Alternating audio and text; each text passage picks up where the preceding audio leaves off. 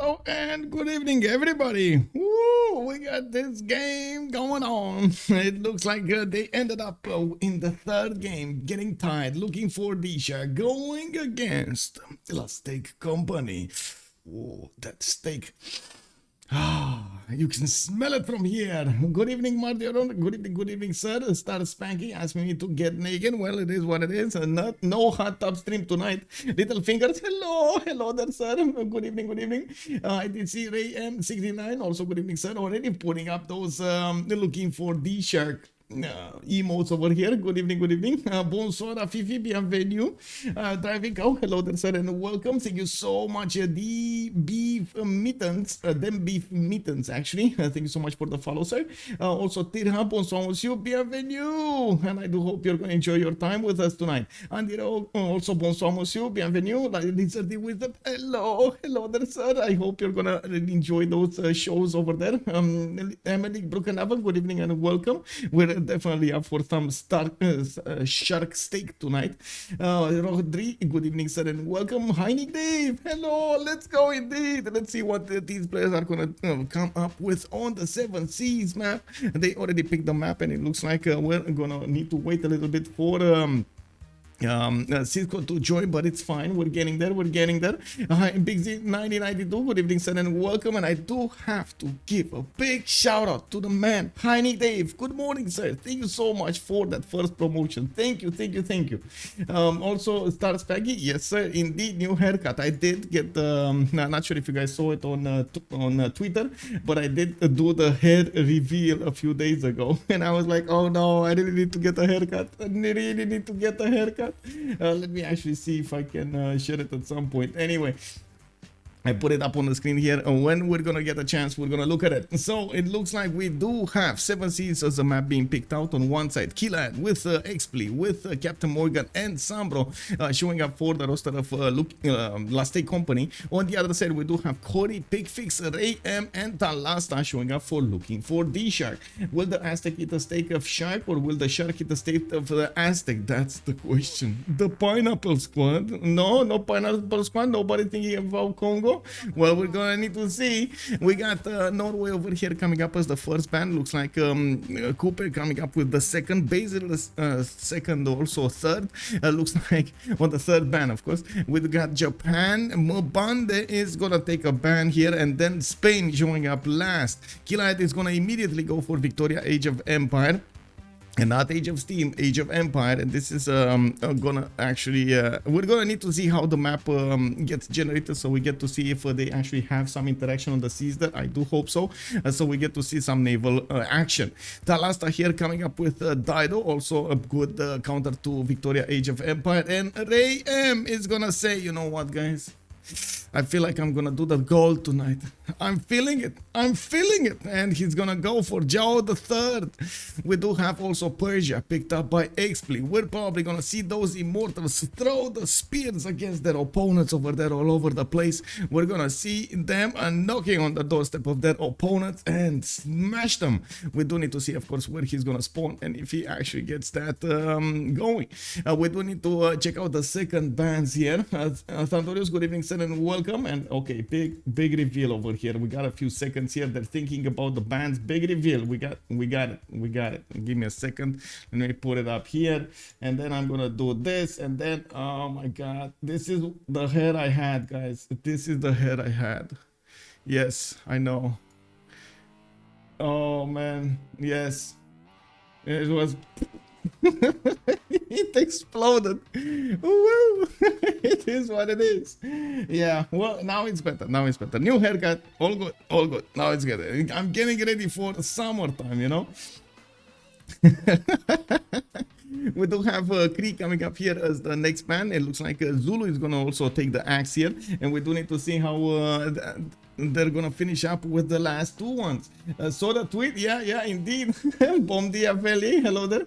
Looks like you have been shocked or choked. I'm not sure what you want to say there. But it is what it is.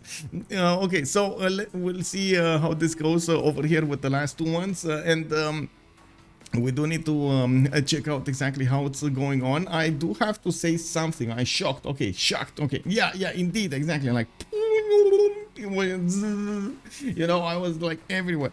I am planning on doing a giveaway in next week. It's gonna be announced on Twitter, by the way. I'm gonna try to follow up with announcements over here on the stream, so you guys get some things.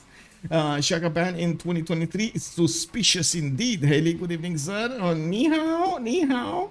When my hair aren't tied, I look like Louis the 14th. Okay, yeah, there we go. We got more big hair people over here. Very nice.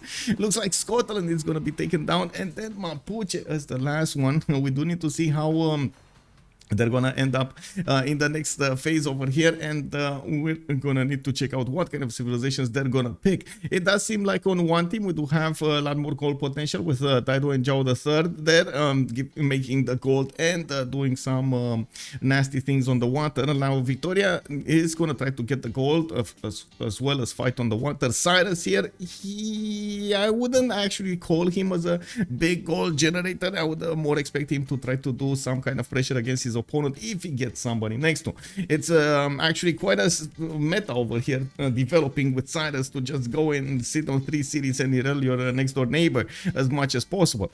Now Picfix is going for Javarman the 7th here, and yeah, we got some Khmerian action. We're gonna see those Prasats coming around on the map. We're gonna also need to see how much faith he's gonna generate and if he's gonna have gold to get everything, because yeah, that's a problem. That is a problem on Javarman the 7th.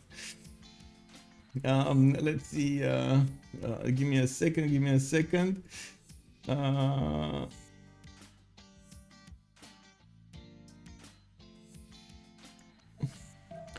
Okay, we do have also Simon Bolivar picked up here by CaptainMorgan, and I do want to double check something really quickly over here.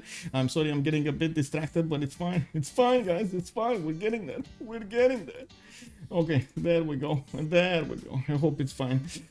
She's retired. It's all. Oh, your hairdresser retired. Oh my God, that sounds like an apocalypse, man. Finding a good hairdresser these days is, you know, a challenge. Everybody wants to do those how to say new style hairdressers. And I'm like, no. I want standard, bro, standard. You know what standard is? Please, standard. You know.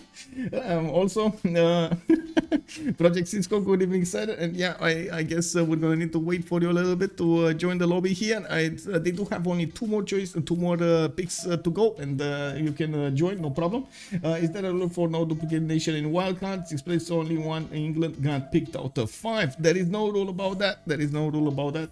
Now also, Big Z is saying he did his last few haircuts last time. That's tricky to get right when you can't easily. I know, right?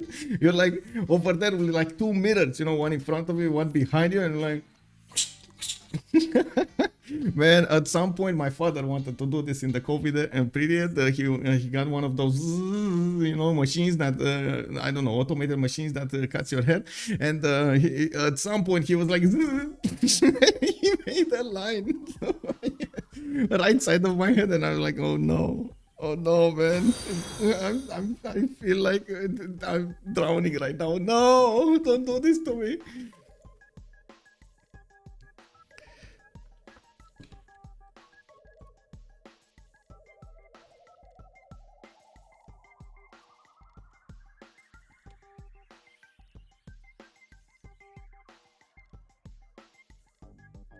One second, really quickly. It looks like they're gonna pick Trajan over there.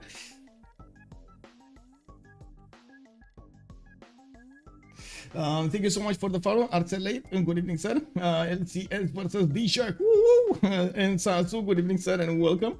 It was more to mock me anyway. Okay.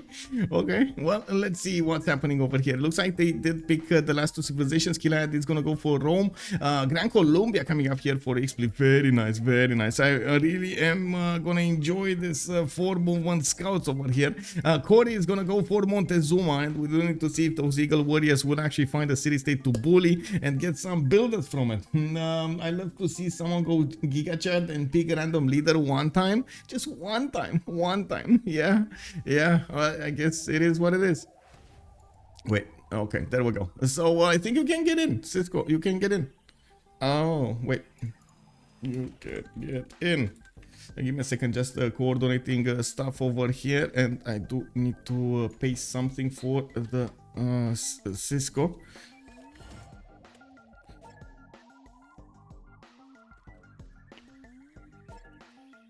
Okay, there we go. Coastal Trajan in 3, 2, 1. I mean, that's not that big of a problem. I gotta say, that's not that big of a problem. With the culture you get, it's fine. It's all good, man. It's all good. Let me actually quickly check 0ms, so we actually have connection to everybody in the game here. It should be fine. It should be fine. Make a match where one from each team has to pick a random leader. Ooh. Okay, so he's fixing C0ms. I think I can actually unmute myself right now, right?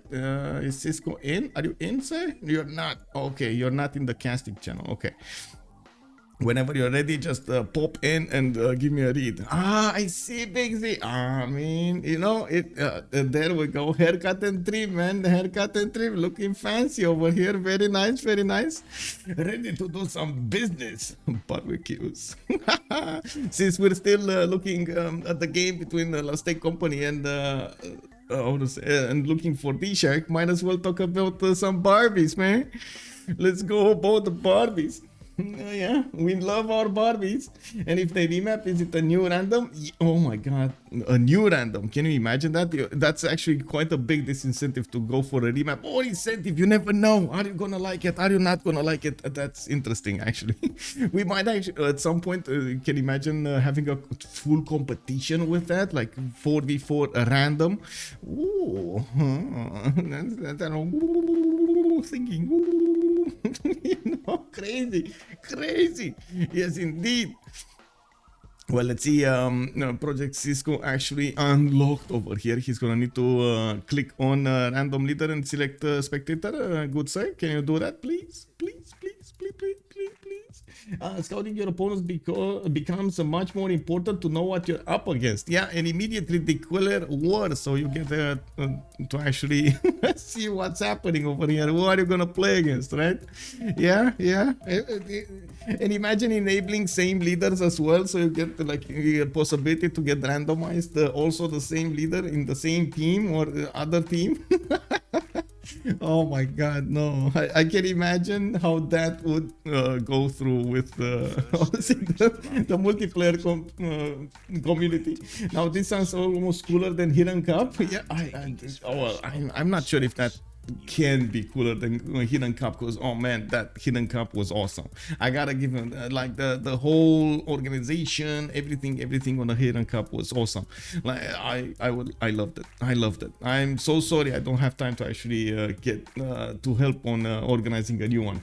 It's yeah, almost yeah. Genius. Eddie Coffin, good evening sir. Takeshi Lex, hello there sir, good evening. Left actually, sorry. Good evening sir. Okay, we do have everybody in over here, and it looks like on the west side we do have Matterhorn coming up here as lonely. Let's see what's going on in the south. Anything over here? No, I did take a sneak peek on a red civilization there, but we're gonna talk about Gran Colombia first. It looks like he's gonna have a massive amount of land to settle on the west side here. He does have, okay, he actually settled in place, doesn't want to move on his 2-2. He needed to spend some gold to get other 2-2, so I guess it makes sense. Now in this particular situation, he does have Persia to the northeast, which is gonna be one of his allies. Not that big of a problem, but I gotta point out Persia really likes his internal, so I'm not sure he's gonna be incentivized to send them to Gran Colombia. So we might actually have Xpli over here, a bit sad about not getting all of the yields you would get normally. We do have a scout coming up in 3 turns, and by the looks of it, let's move forward towards CaptainMorgan, who did also settle on an amenity. That is a gypsum tile underneath the city of Pasagate, getting the scout out in 3, and I do see he has horses to the left side, and by the looks of it, we're gonna see him working these 2-2s. Well, I guess he's not gonna discover animal husbandry that fast.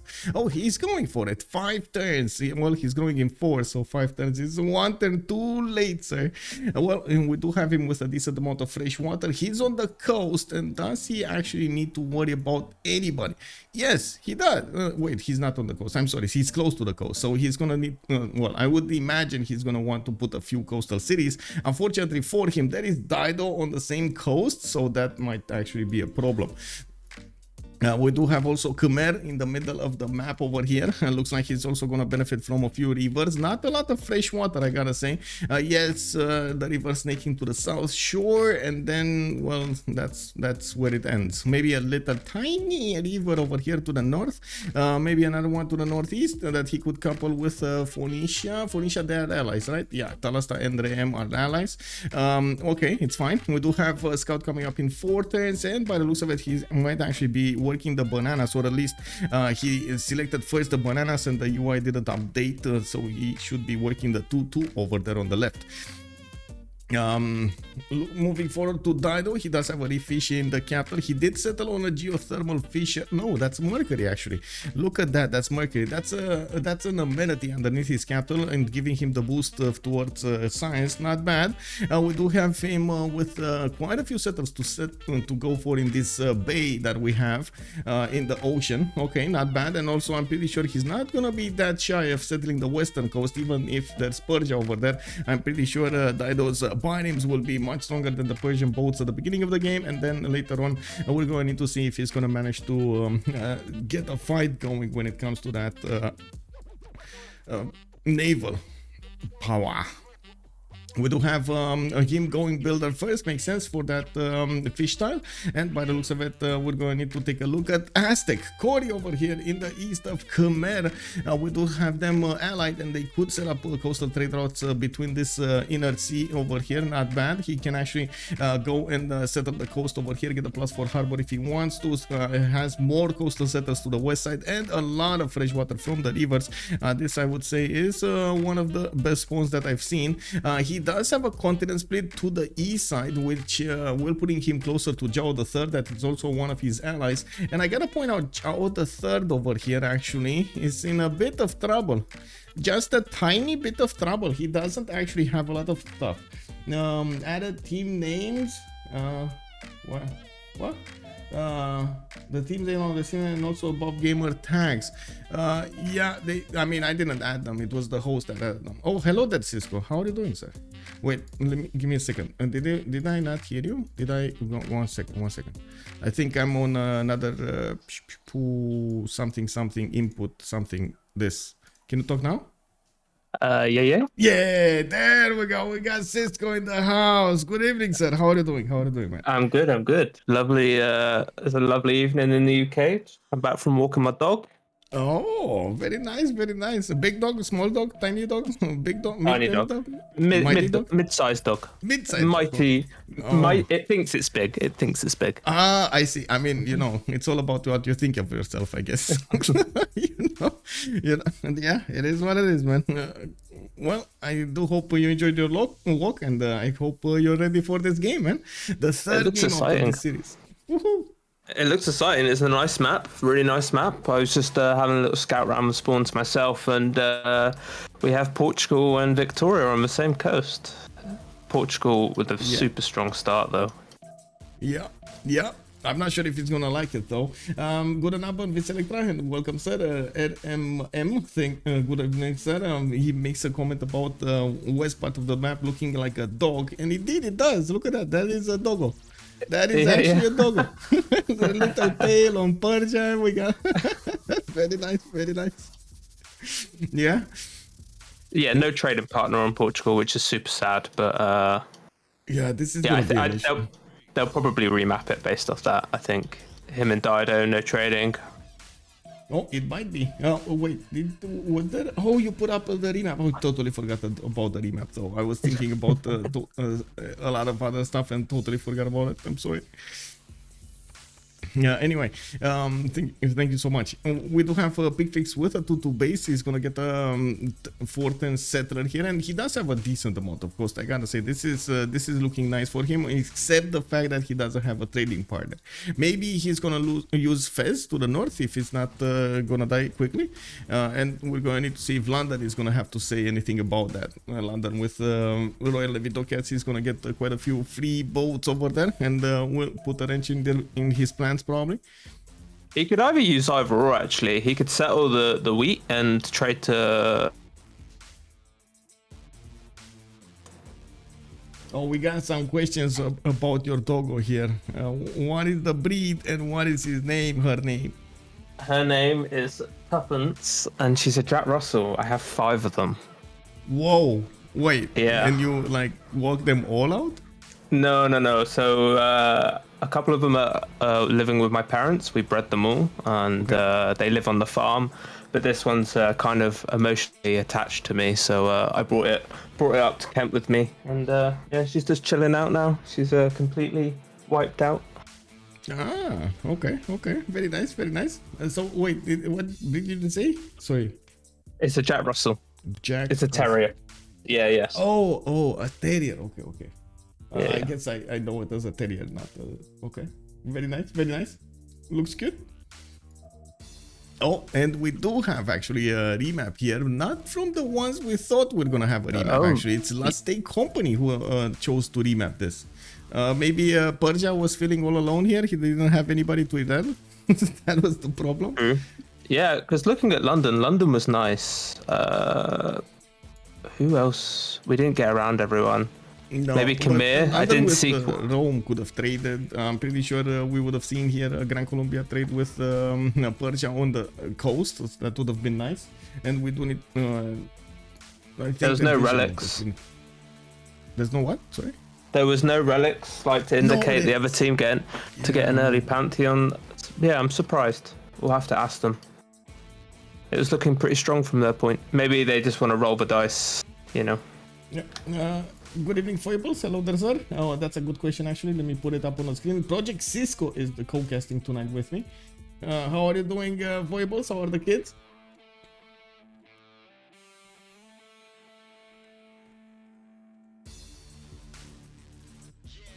Boom. Oh, look at that. Actually, somebody, Rafifi, has... what was that? Is that the upside down cat? Whoa. Okay. The lunch break. Oh, bon appetit, monsieur. Yeah, bon appetit. What you eating? Big hot dog over there. And you came to the right place. We're actually watching Aztec company going against looking for DShark. Let's see if they're gonna make some steak out of DShark or the shark is gonna eat the steak. You know, we never know. And this looks like there's a lot more land than we've seen the last time we've had this map generated. England this time is gonna actually have a continent split to the left with another extra settler over there. Very nice. Has a city state to kill to the north of Venice, which, well, it's kind of a bad city overall, but it is what it is. We do have SunBro with some reef tiles over here to the north. 3-2 banana if he actually wants to get some food there, and I'm pretty sure he's gonna want to. We do have him with a decent amount of defense from the land, even though I don't see anybody to defend from, so he's fine. Yeah, we do have actually on the east-west side the CaptainMorgan that is with Persia on a culture tile over here. That's a coffee tile underneath his capital city, and can put a coastal city on the east side so he can trade with England or England trade with him. I wouldn't really say it's ideal, but I guess I'm pretty sure they're gonna figure this out at some point.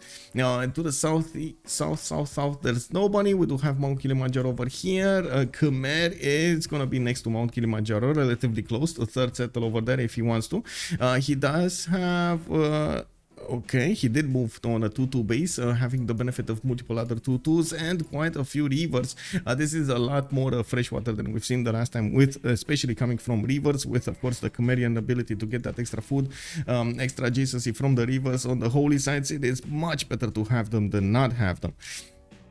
We do have some mountains also in the east and quite in the south over here. Gran Colombia is going to make an appearance.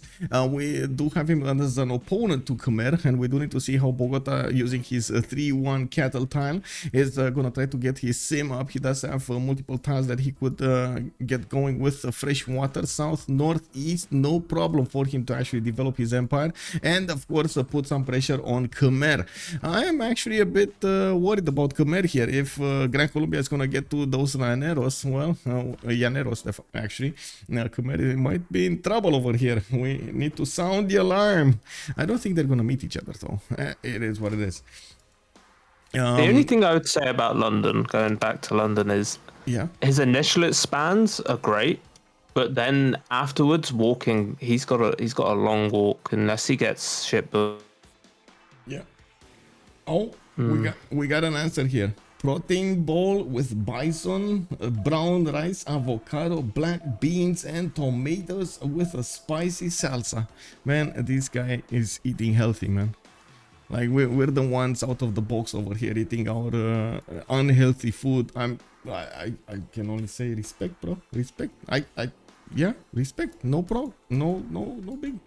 We do have a tire over here coming up with a scout in his city center. He's gonna start going around here, and we do have also Talasta moving to the south. It looks like he's gonna be the ally of Khmer, so no issues for him to actually be pressured from the west side.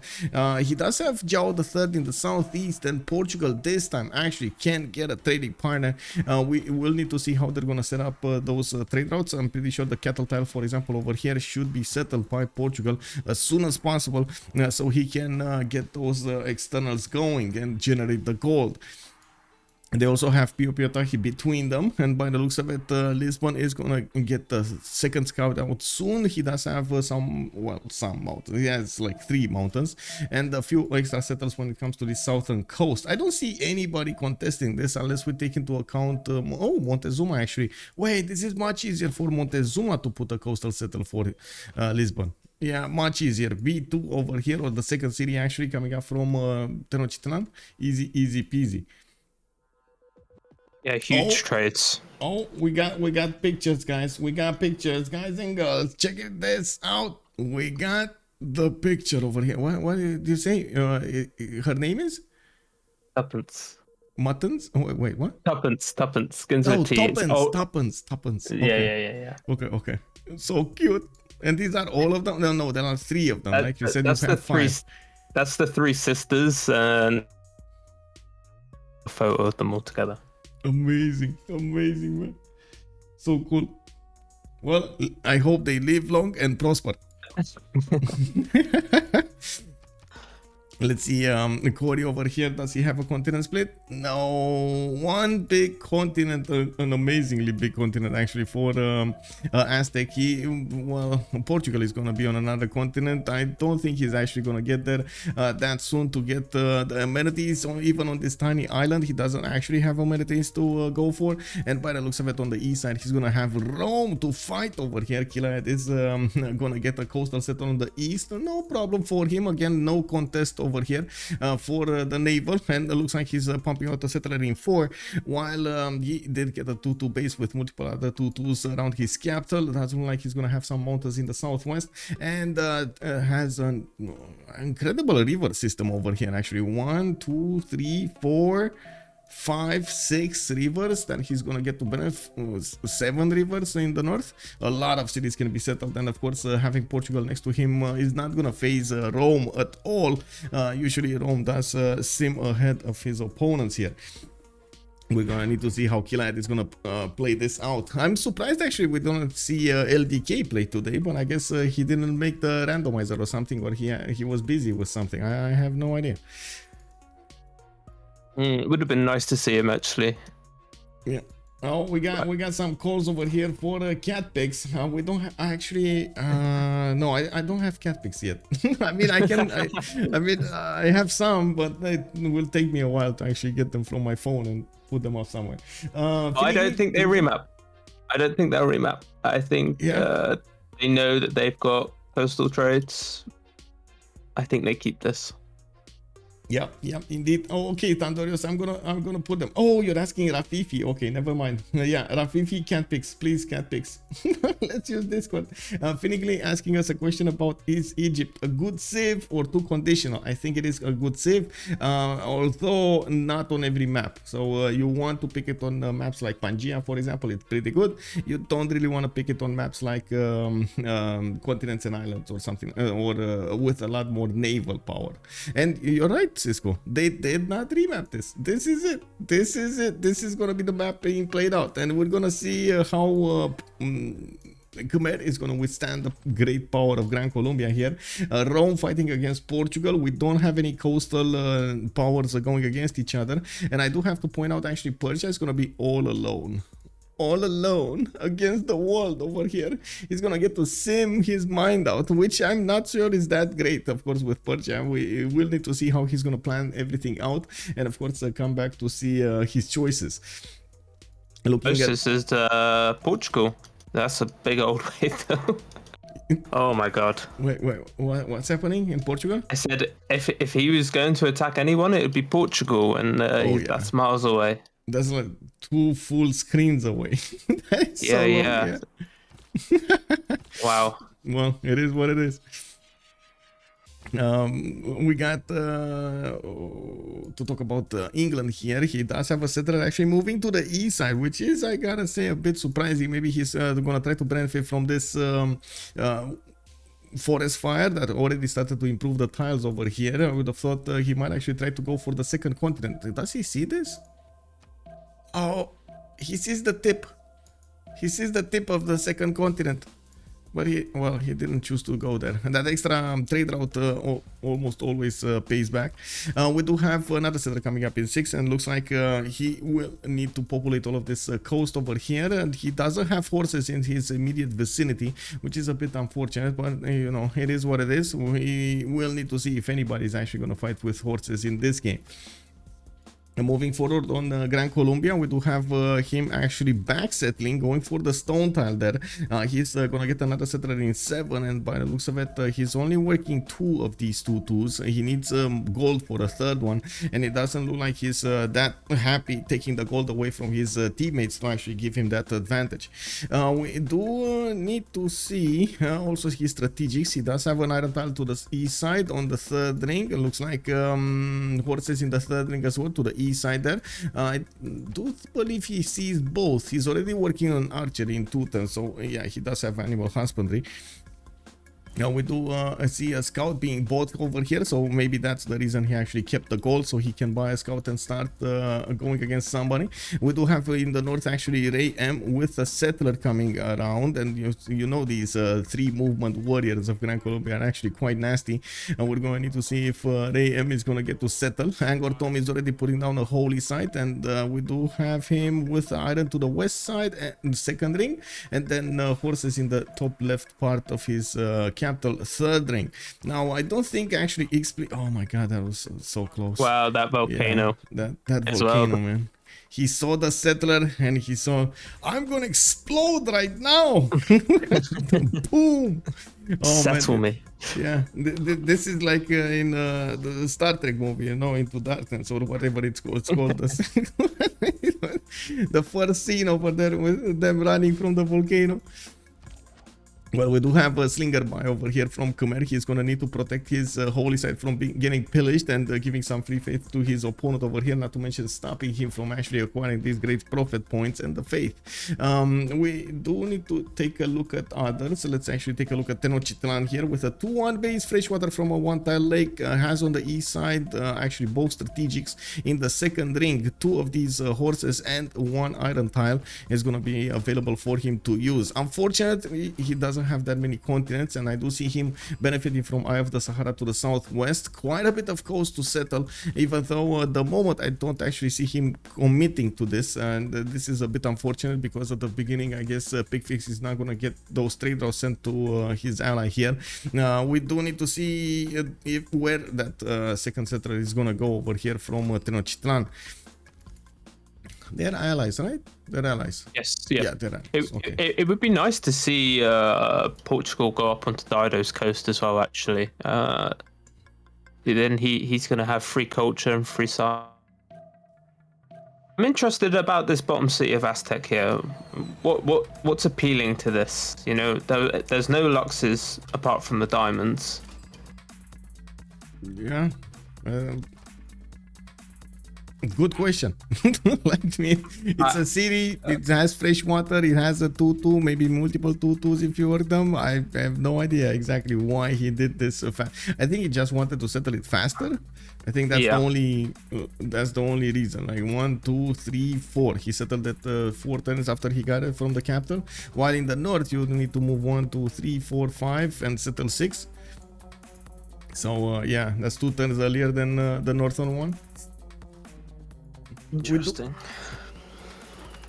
We do have next to Phoenicia, I do see a second city over here to the south. Byblos did get settled. He's gonna need to put some gold into that so he can get those other tutus in, and I do see he's gonna benefit from iron in the between his cities in the second ring of both of them. Now he does have a horse tile to the northeast. It's next to the coast. It's 3 tiles out, a bit of expensive. Maybe we're gonna see this settler go there. We're gonna need to check out how close he's gonna want to get everything over here. Well, he does have also the opportunity to go to the south if he really wants to. Yeah, they could share the wonder. That would, I think that would be play here. Then all the traders are on 1C. Yeah, good evening, MS Doll. Hello there, sir. Let me actually take a look. You put some pictures in my Discord. That's what you said in the pets. Oh, let's see. Yeah. No, Tapans. That's how you spell it? Okay, very nice, very nice. Where picture? Where cat picture? Rafifi, where cat picture, bro? Oh, I see. Sandorius is sharing us with some pictures over here. And there we go. This is a cat already. How to say? He knows how to walk, man. He knows how to walk. Very nice. Cute cat. Also, Kelly Mono, good evening, sir. Even disrupting every single tile around. It did kaboom! Yes, actually, on Kompong's Vai, I guess you guys are talking about this. We do have a war declaration being sent, by the way, between the players, and I think it is all about this aggression, Gran Colombia and Khmer. I don't think yet we see any aggression between Portugal and Rome, even though I do see a Portuguese scout over here. I wouldn't imagine he's gonna do some shenanigans. Looking at Portugal, by the way, I do see him buying the first tile of Pio Piota here, 3211 actually, with extra culture and gold over there sprinkled on top. We do have him getting a settler to the north actually, and we do need to see where he's actually gonna want to settle. It looks like that 2-1 tile, getting the benefits of ivory, other 2-2s, and giving him access to these northern seas. I don't think they see this. Are they assuming this is open? No, they see it. Okay, it's fine. They actually see what's going on over there. They know. I think they're just trying to give each other as much space as possible. Yeah. Dido doesn't look to have a lot of sea, actually. Yeah, it looks like it's gonna be a hard one. Well, we do have monuments coming out from his cities, and it does seem like he did settle on an ivory tile over there, benefiting from an extra amenity. Not bad. I do have to point out horses are in his capital, while iron is gonna be 3 tiles out to the east side over here. A bit expensive, but I think they can manage. Oh my god, Vol in such a sad city. It's 1 tile. Oh, there we go. Actually, Aztec is gonna go to the north. It's fine.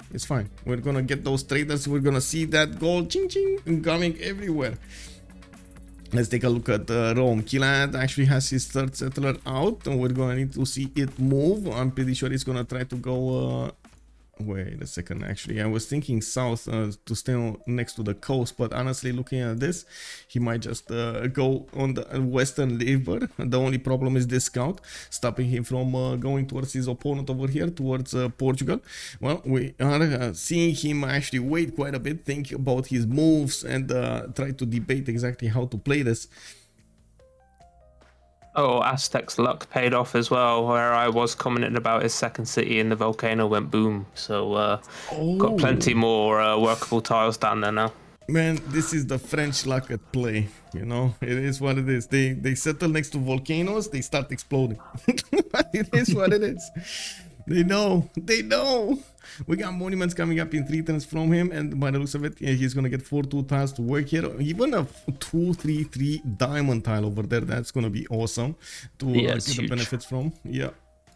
Well, in Rome's land, it looks like there's a bit of a problem. Picfix actually is trying to get in and get that settler. Killayad has a bit of a problem. The Portuguese scout actually stopped his own scout from moving there, and by the looks of it, well, he's in a pickle. Oh, he's in a big pickle.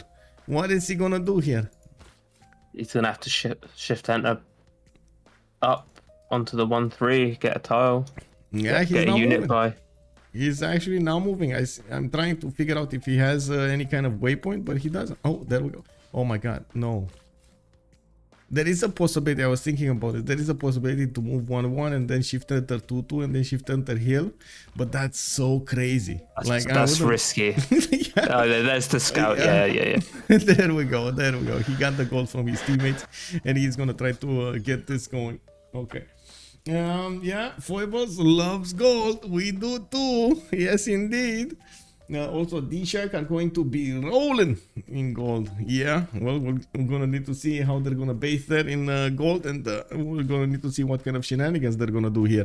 Killayad is getting a builder out, and he's gonna start to improve his strategic resources. He does have a horse tile over there to the north, and it does look like it's already in his borders, while his item tile is gonna be east side. 3 tiles out from both of his first cities. He's getting a slinger out, an extra unit to help him defend against the Portuguese scout, and we're gonna need to see if he's gonna push him out of his borders quickly enough so he can actually get to improve his land and of course work on simming more than his opponent. Yeah, my concern here is Portugal. I don't think he's gonna go for the settler here. He might do. I think he's gonna hold it up actually. I think he's gonna head towards the settle and just hold him up. Oh my god.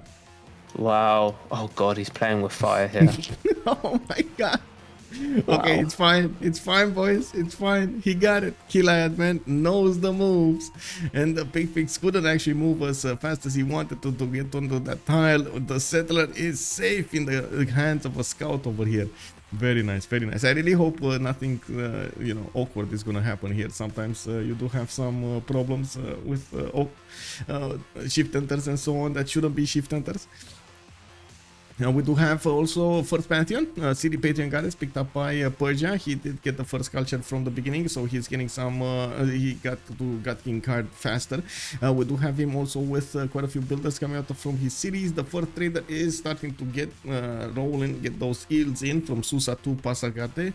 Plugged in the magnets in the capital city for some extra yields to those traders. And we do see him working another coffee tile over here from the southern city. Now, he also has a decent amount to settle. I would have to say also he's going to need to get to these mountains, east side, west side. He's going to need to work a little bit, walk his settlers there, but I'm pretty sure he's going to be fine doing it.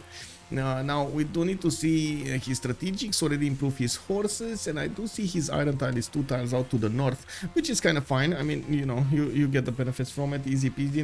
Not that much gold to invest into it. I can see Vicky's picked up God of the Sea here. Oh, Vicky? Yeah. Oh, that's good.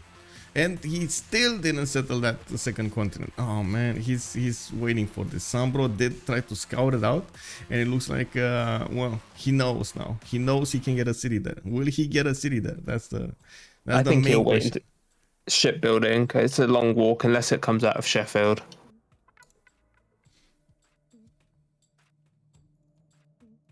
Let me actually get this thing going over here with the names. LF looking for LFDS, right? LFDS is looking for DShark, and it's here. And then on the right side, we're gonna have LSC, which is Aztec company on the right side. Okay, there we go. Oh wait, I didn't unclick it. No, I did. Okay, weird. Anyway, we do have Magnus also internals for London. He doesn't actually have anybody to trade with at the beginning of the game, going for internals to generate that extra production and food in his cities to help them grow faster. With the help of also the extra production he's going to get from these coastal tiles, it will make these pearl tiles actually workable. Not bad from him to get this going. We do need to see how big of an empire he's going to want to get, and by the looks of it, of course, Khmer is to the east side. I'm pretty sure nice neither of them are actually that incentivized to go against each other at the beginning. Now I'm pretty sure also Simon Bolivar over here is thinking already how to bully Khmer. We do have Simon on initiation rights. Oh, there we go. There we go. There we go. I mean, already getting archers out.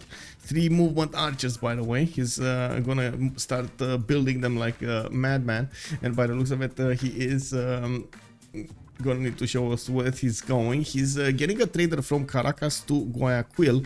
And check this out, by the way. Xpli is connecting his whole empire with road, so he can actually resupply the front line as soon as possible. I'm pretty sure this is not for any kind of extra production, gold or whatever. This is just a trade route for the road it generates. That's it.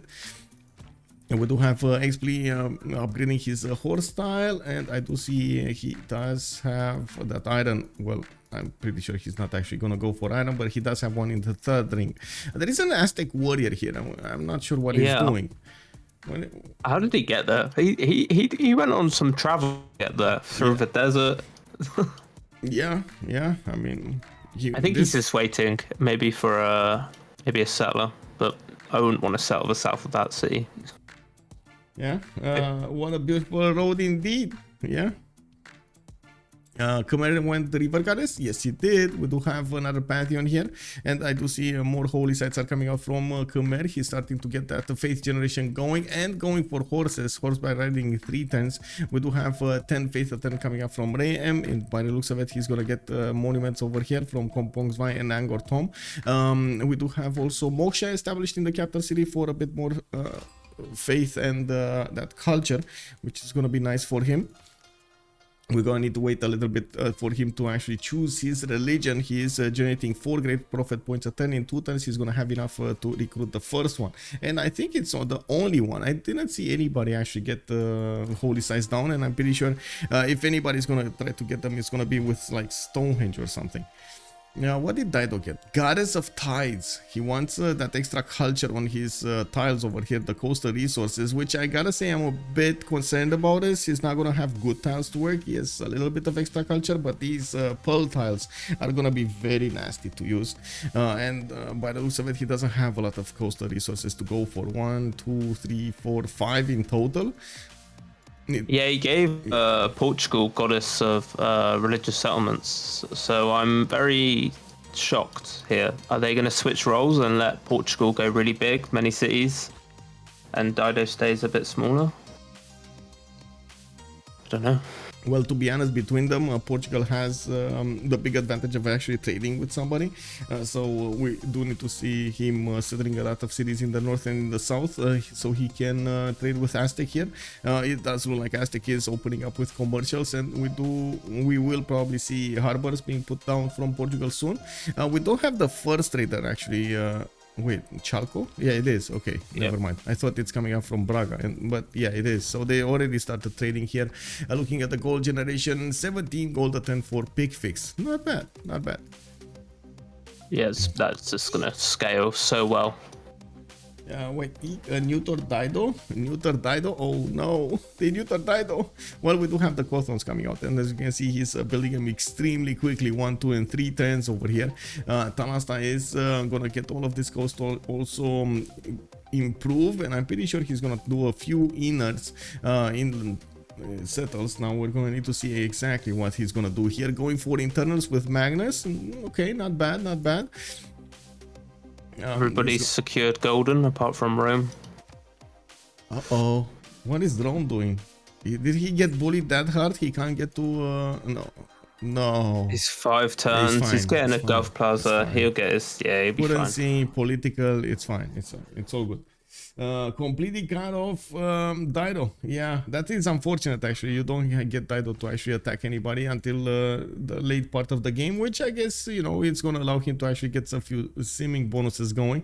Now we're gonna need to see how many cities he's gonna try to get. Dido does have an advantage when it comes to production towards settlers, especially after you build the Cothons, right? So we're gonna need to see how he's gonna try to make use of that advantage to get this going. Woo! Thank you so much, Armada Siracusa, for the 5 gifted subs. Much appreciated, sir. Woo! We got quite a few new people over here. Gringo, Rodri, what's up? Civ170 and Greedy. Well, we do have 233 Ivory Tal here in Evora. Looks like harbors are starting to come out from Picfix's nation. And by the looks of it, we did have a comment here. Rafifi saying Dido can try to reach the sky. Whoa, okay. Reach the sky. He's going to the moon? He's going to Mars? I heard there are a lot of plans actually going to the moon back and to Mars, by the way, like in real life. Just saying, we might try to get that going again. Let's see how this one's gonna go. 50 years later, we're still trying to get to the moon. It is what it is.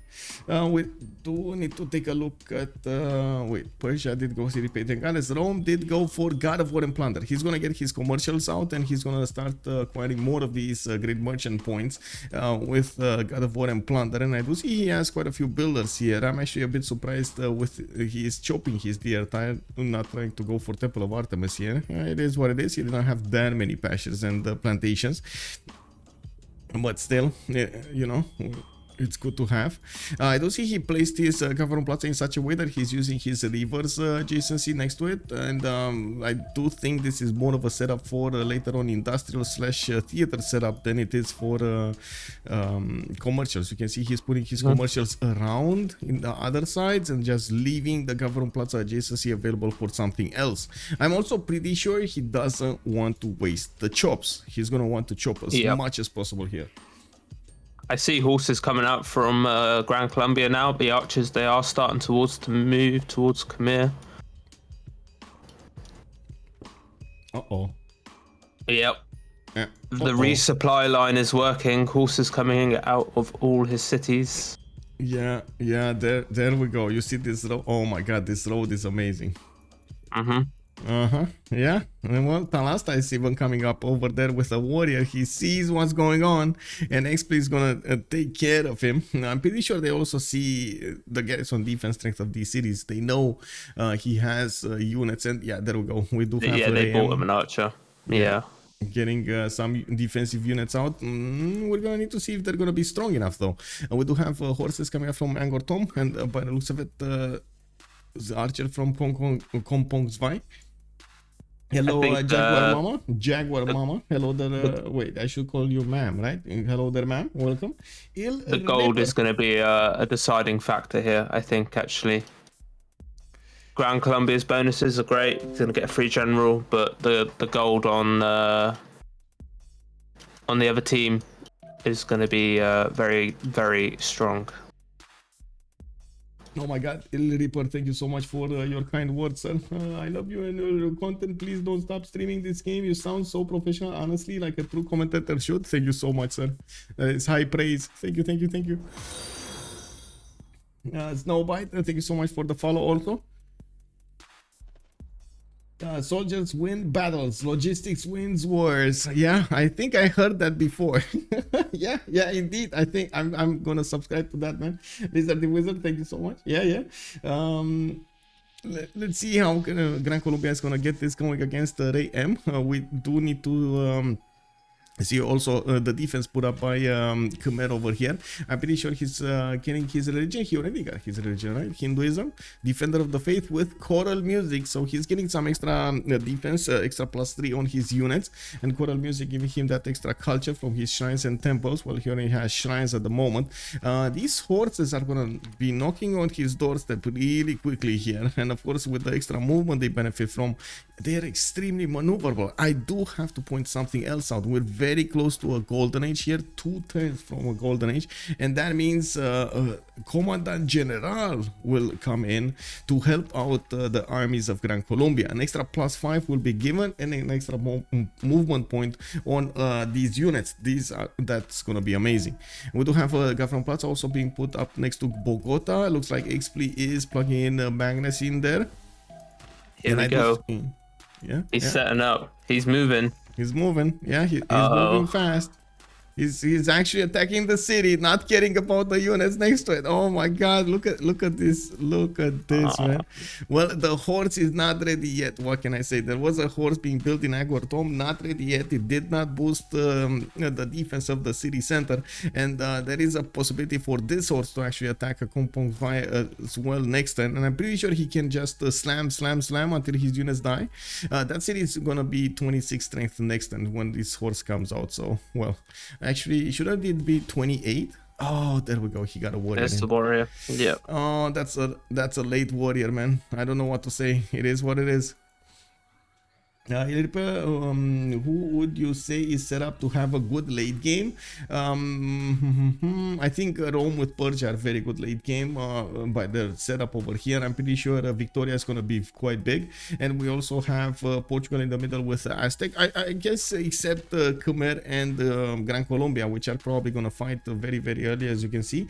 Everybody else is going to be a bit more chill during the game and try to go for a late game. Like out of these, all of these settles, who has the best chances? I would say actually Rome and England setup over here is going to be amazing. Like so much coast to benefit from, extra continent to the west side, a city state kill in the south, and a lot of lands to keep on simming. What one Persia coastal city would be massive. Oh yeah, and he can get one on the citrus, no problem. So let's see what's happening here. Okay, 2 horses attack into Kompong's-Vai. There we, oh my god, okay. Well, that's a bit of a problem, a bit more than a problem actually. That city is already on 36 out of 200 garrison strength, and we do have the archers also starting to shoot down the Khmerian units next to it.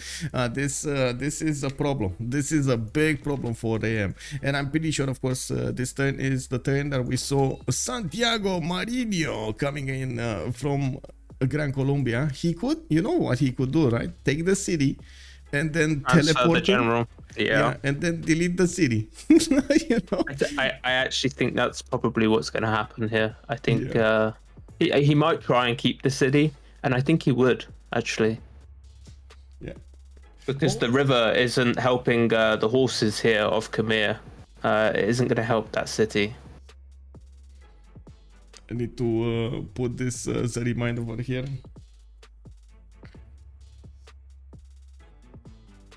Hemlik Brokenapple was saying that if I'm ever gonna make merch, it has to be "it is what it is" quote, trademark it.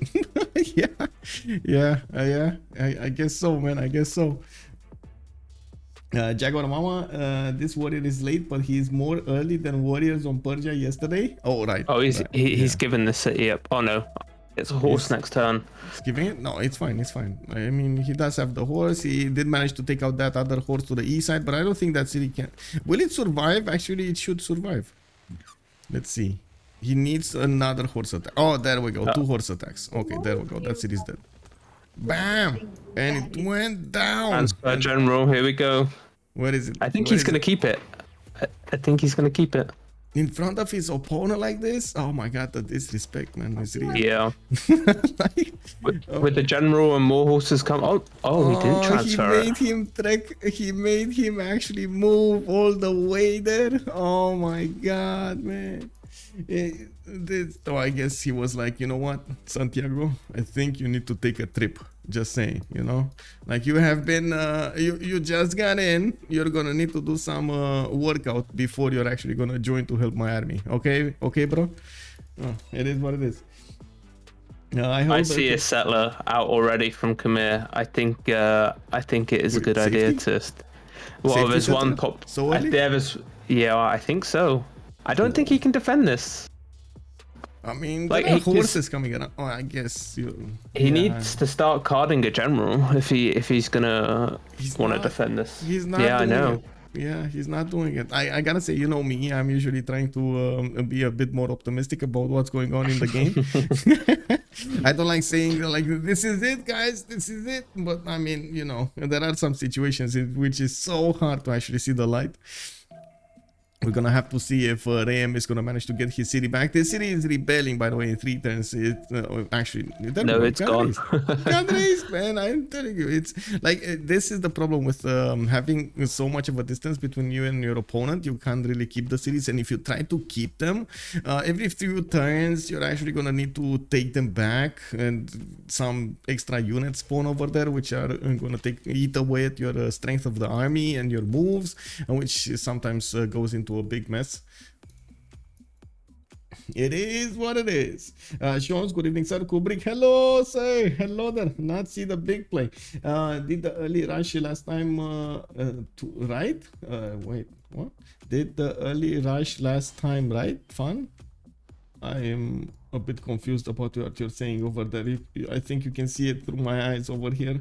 They won. They won. Ulysses won. Ulysses did manage to win. Yes, they did. Warlord coming up from Bogota. Xpli is, by the way, let's actually take a quick pick on their golden ages because we got distracted by the war over here between Khmer and Gran Colombia. Khmer is gonna lose a city. It is what it is. Talasta coming up with Dido with a pen, brush, and voice golden age, 9 science, and 22 culture. Still on 3 cities, getting to set up his ancestral hall with everything, the costons and everything for extra for his settler expansions here. Getting some extra culture as well, and starting to get in the gold with 20 a turn. Picfix with Portugal with 8 science and 23 gold, 23 culture. He does have 66 gold a turn, and it looks like he's gonna be the one that's gonna put the city towards Byblos, towards Tyre, so he can actually get those coastal trade routes going with Phoenicia as well. That's gonna help them both. Oh wow, double take of builders by Aztec there on the start of that turn in in Gran Colombia land.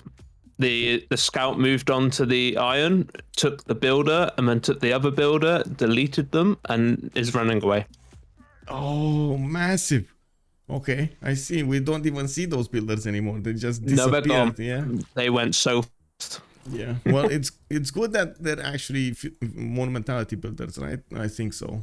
Yeah, he's in a monumentality, but yeah, it's bad that he doesn't get to improve everything that he wants to. It is what it is. He's gonna need to build new ones. Now we do have Raym with a monumentality golden age of his own on 8 science, 15 culture, and I do see him on 20 faith a turn. He's getting more horses out, putting down an encampment so he can get a general of his own. It's a bit late, but he's gonna try to do it. He plugged in Moksha first in the capital, and then going Governor Victor second. Unfortunately, the northern city is gonna be quite a problem. Where is he going? Is he actually gonna want to settle cotton over there, move so far away from any kind of production, or is he gonna actually get the 2-2 tile to the east side, and well, that's the production he's gonna get, or settle maize? Maybe just settle maize. Not a very productive city, I gotta say. Corey with pen, brush, and voice golden age. He does have Aztec over here with 3 cities, getting a 4th one soon, and by the looks of it, starting to finish his commercials and getting campuses out. Very nice one, turning a campus here in Texcoco. There are already traders coming towards him from Portugal, generating that gold pattern for his teammate. Very, very nice to get that going, and it does look like Raym is stabilizing the defense here. We're going to need to see how he's gonna fare in the next part of the game. We do have Killayad with 9 science and 21 culture on Rome. He did pick up pen, brush, and voice, and by the looks of it, he's also starting up with his commercials. Quite late though.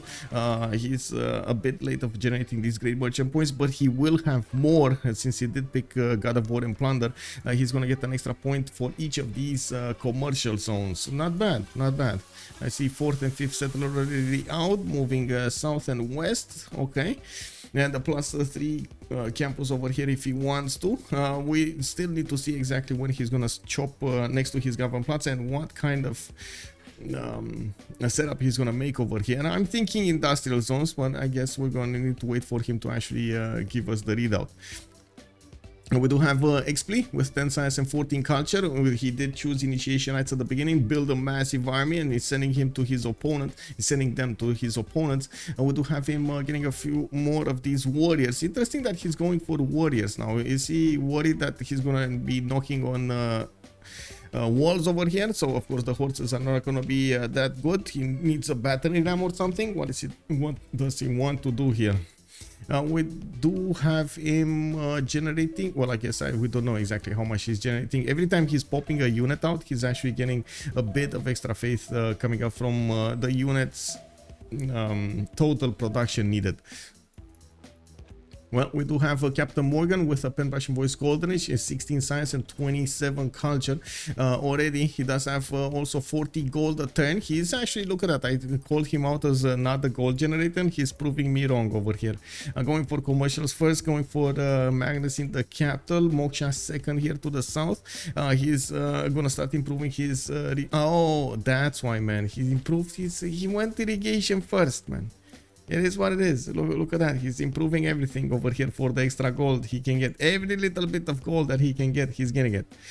And I think a coastal settle's about to go down as well for Vicky. This one? Yeah, it's going for citrus. Yeah, he's going. Yep. And SunBro over here is going to get to trade with somebody. He's also going for that iron settle on the west side so he can get that extra continent, the extra trade route. Not bad, not bad. Same with Portugal. Portugal's now on Dido's coast as well, so they're going to be generating a lot of money for Khmer, which I think will keep them in the game, actually. Yep. Portugal is already free to trade with Dido. I guess Khmer can defend, and they just need to make a lot of money. I mean, you say can defend, and I totally agree that he should keep on defending. I don't think you can actually take over these cities before like maybe turn 60, 70 when those Llaneros comes out. But still, it's gonna be a hard, painful game over here for Raym to keep everything in check. Now, I guess this southern city was a bit out of position over here when he settled. He didn't want to be closer to the volcano, and that actually hurt him quite a bit. Well, it's one of those things it's hard for you to actually make a decision on, especially when you don't see your opponent. You don't know exactly where your opponent's lands are and how fast he can travel to your land. Wait, is this encampment gonna go down? I think so. Shooting it. He's taking it down. Look at that. Look at how much damage he's doing. Yeah, he's trying. He's trying. And all of these archers, by the way, are starting to get the promotions going. One of the big things. Oh wait, did it get on Gran Colombia? Did it get the extra promotion? Not this. Simon Bolivar. No wait, no, not this. Wait. Promoting cav units, air units, and spies does not end. Okay, so it's only cav units. You know, at the beginning it was all units, and oh my god, these archers, man, promoting and shooting, they were such a pain. And with and extra movement, and they get the bonus from the commandant general. Like this, the Gran Colombia was insane at the beginning. It was pretty, how to say, easy to understand why everybody wanted to ban it immediately from the games. They didn't want to handle the pressure. Red Sam X, hello there, sir. This is a 4v4. We're playing. We have only players in the game. On the left side, well, actually, all 8 players are coming up from the French community. On the left side, we're gonna have Talasta, Picfix, Raym, and Cory playing, of course, respectively Dido, Portugal, Khmer, and Aztec. They are playing for looking for DShark. It is a team with 8 players in their rosters. And on the other side, we do have Aztec Company, which is playing tonight with Killayad, Xpli, CaptainMorgan, and SunBro. Again, they also have a 8-man roster over there. They did select these players to actually show up for this game and do the best they can in the game and the worst against their opponents, of course. We are also needing to know, and this is why this game is being played. This is a best of 3 series, and they are in the semifinals of the CWC Wildcards. They are trying to get a slot in the next season of the Civilization World Cup.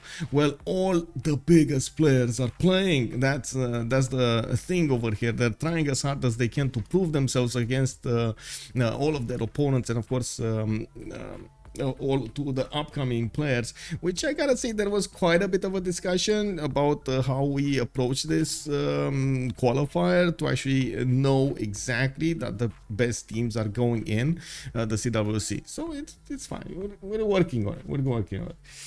Also, Victoria is so big right now. She is popping settlers left, right, center. You would think that she took religious settlements the way she's going. Oh my god. She's going to be a menace at the end of the game, for sure. Oh, England? Yeah. England is setting up for a big one. It's for a big splash. Bună seara, Desra. Bine ai venit. Good evening, sir, and welcome. Zipa Bag, why is he not spamming Spearman? Well, I guess it's better to get horses. They're a bit stronger. They're more maneuverable, but I did see a lot of the times actually people try to go for spearmen. At some point, especially against archers, spearmen, they just don't hold on that well. They die so fast against them. So I think that's the reason. Xpli, Wolves in 3 for the follow. Wolves in 2. He's got to chop wolves. There we go. Wolves in the bottom city. Yeah. And England is killing the city-state as well, up in the top. The city-state is going to fall. Oh no, it's not. Oh no. Oh, Venice? He got a boat, man. Venice is the menace. Venice moved the warrior back into the city and said, I ain't dying. Not today. Yeah. I mean, he already has the galley, it's fine. But anyway, I'm pretty sure England would need to deploy a few more units to actually take care of Venice. And we're gonna need to see if he's gonna manage to actually keep his galleys alive over there. It's a bit too hard to handle. Honestly, I wouldn't imagine that city falling before cartography, before caravels. Yeah, it's a difficult one to attack, hey? Only one point of entry. Yeah. Look at Raym go. He's starting to put down 2, 4, 6. He got already 6 cities. CaptainMorgan is going to put a city over here next to him. And by the looks of it, he's getting a lot of builders out. This is probably his feudalism timing. He just finished it. So he's going to get 5 chops or I should say 5 charges for each of these builders. He's going to start chopping, improving and chopping, improving and everything. And it does look like he's setting these this government plaza up also for campuses, not only for those industrial zones we were thinking. Gotta see exactly how he's gonna play this out. We do have him plugging in Magnus first, Moksha second, and we're gonna need to wait and see what his third one is. He did choose to go Ancestral Hall, so every time he's getting one of these cities put down, he's also getting a builder out of it. Pretty good. I'm actually a bit surprised the campus is over here from Puteoli instead of on the hill. A +3 to the north, it's still a +3, but he could have gotten it to a +4 with a commercial next to it. So, oh well, it is what it is. We do have fertility rates coming up on Aztec. It looks like he's going for entertainment complex. I'm curious if he's gonna go just for his Tlachi. That's his unique improvement, unique building in replacing the arena in the entertainment complex, or is he gonna try to go for something like Colosseum over here, since he might just deny it from an opponent. We have wall in that one tile wall in that amazing city state there with all those workable tiles is going to die. Yeah. Well, yeah, what can I say, man? He lived too long. What can I say? And we got audience chamber coming up for Portugal, which is a bit of a surprise since he did pick up religious settlements, which usually is being picked up by nations that actually want to get big. That means a lot of settlers, like 9, 10, 12 settlers. In this scenario, it looks like he's staying on 4 cities. He's trying to get as much gold as possible. He's on 92 gold a turn and still building up some lighthouses, 4 extra traders. Audience chamber will allow him to go for taller cities, not a wider empire. So I'm a bit confused about this. I'm pretty sure we're going to need to see how he's going to try to adapt to the game. This is probably one of his things that at the beginning he thought religious settlements is good in this case. Now he sees the more of the information on the map. Also how the game starts to evolve, the interaction between players, the resources they have and so on, and they start adapting to the situation accordingly. I think he's going to go. I think he's doing actually what he needs to do here as Portugal, which is go full cities, get your lighthouses in all these cities, get those trader buys for you, and then start to expand. Because I think Khmer needs it. Sandoris is saying, I wish Michael would have watched GOT, I guess God of Throne. I did watch it, man. I did watch it. What do you mean? I stopped at some, I don't know, some series. 5th, 6th, I have no idea when I stopped. But I did stop at some point. Here Reaper, if I was looking for DShark, I would take control of the center of the map around Khmer and trying to push Persia out of the game. Game of Thrones, yeah, Game of Thrones. Yeah, you're right. I didn't watch the new series. That's a bit too much fun. Mandocard 97, hello there, sir. Isn't Rome on 5 turns feudalism? That's one of the things that. Oh, it is. Oh my god, I thought he okay, so you see his he did pre-build. This is one of the strategies that the players use. He's getting his government, he's putting Ilkum in using the 30% production card towards builders, and then he's starting to put builders into production, stopping when he's 1 turn off from finishing them. So when he's actually gonna get feudalism, he's gonna have from each of his cities 1 turn more to get every builder out with the 5 charges in. So he's gonna try to max out the bonuses he's gonna get. I guess that's what I was referring to. You see, even Persia's put a city on the coast for England as well. This is everyone's gonna actually generate good money this game. I was concerned about the money on the state company, but now I think they're going to be pretty equal to the other team actually. Yeah, it's fine. Rome has to trade with Persia, although I guess Rome is coastal, so it's fine. And then we do have also England trading to Persia. Oh my god, can you oh my god, Persia is gonna be so big at this time. 2 nations trading to him and him trading internally. That is just gonna be insane. Let's see, Port Civ6, good evening, sir. Also, in Sasu is saying Island City of Venice. What do we say to the god of death? Hoorah! I guess. I have no idea. It says I'm getting wolves in 11, so you're not killing me.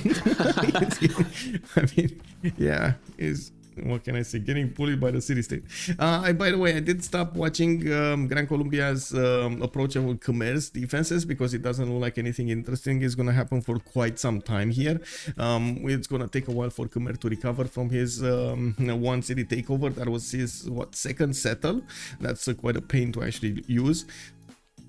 I mean, now we do have Gran Colombia also getting campuses. I do see him coming up with settlers here, more horses, and deploying them to the northeast. Oh my god, he's actually gonna go into the hen house. He's gonna try to do a push against Phoenicia and Guarda. Did they just designate Xpli to be the how to say the nuisance? Yeah, the nuisance on the map. Yeah, he used all his chops for units basically.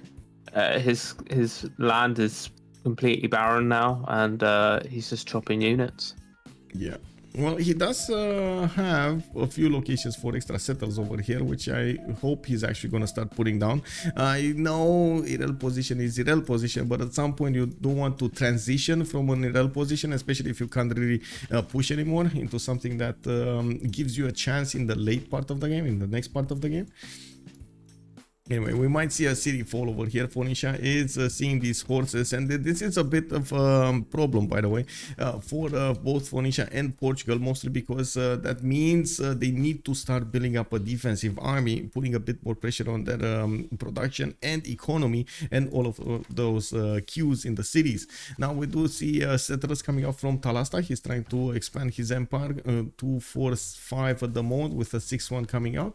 Looks like 7th actually one coming out, and it keeps on chopping. He does have forces in production from Biblos, so he is aware that Xpli is pushing into him, although it doesn't look like his armies are going to be prepared for what's coming. Irrel is not a correct word for Aztec. He is far from irrelevant. He's a menace. Halos are calling out Aztec over here. Yeah, I agree. Aztec over here is a bit of a mess. We're going to need to see if Gran Colombia is going to manage to do some form of damage against him. He's sending a few units, although Aztec does have a scout trying to figure out exactly what's happening with his territory here. This scout might not actually see the horse. Uh-oh. We got 5 horses going there. Unfortunately, he doesn't have an extra commandant general to help him out in this scenario. Now, what we do have Traci coming out next turn from Tenochtitlan. I did notice Rome. Okay, there we go. So you see, he finished feudalism. He put on the card. Let's actually view it here. He put on the serfdom card instead of the 30% off the builders, and now he's finishing them from every city. It looks like Gran Colombia is pushing towards Dido. Yeah, and we're going to need to see what Dido's going to do here, except buying a horse. Oh, he did buy a horse. Okay, there we go. And bought, no, 2 horses. He actually bought 2 horses. They have so much gold, man. Unbelievable. Okay. Yeah, they got a lot of gold on their team as well. Persia's making 70 a turn, Raym's making 50, and Vicky 27, which probably will shoot up very soon. But Portugal, look at him, 134 already. He's just taken the city-state as well, soon to get to another house down in that city. Yeah. He has a couple island settles, which I'm sure Aztec's going to leave for him because Dido's kind of occasion him in here. He says, I'm having the north. Well, to be honest, Aztec over here is going to have quite a few cities for himself on this tiny peninsula. He has 2, 4, 5, 6, 7, 8, 9, 10, 11 maybe if he goes to the northwest. So he's fine. He should be fine. Okay, not extremely good cities. He doesn't have a freshwater for each of them, but he's still gonna be fine. I saw a first industrial zone being put down, and I'm not sure from whom. I just clicked away that notification. We do have Killayad getting those builders out and starting to chop his tiles next to the government plaza, which of course is gonna give him quite a bit of a boost in his development, getting that +3 campus in his city of Puteoli. And I do have to point out at the moment, CaptainMorgan is the best one when it comes to science and culture. 24 and 53. He's getting that extra culture. Oh, there we go. The industrial zones are actually coming up from CaptainMorgan. Very early industrial zones are coming up from him.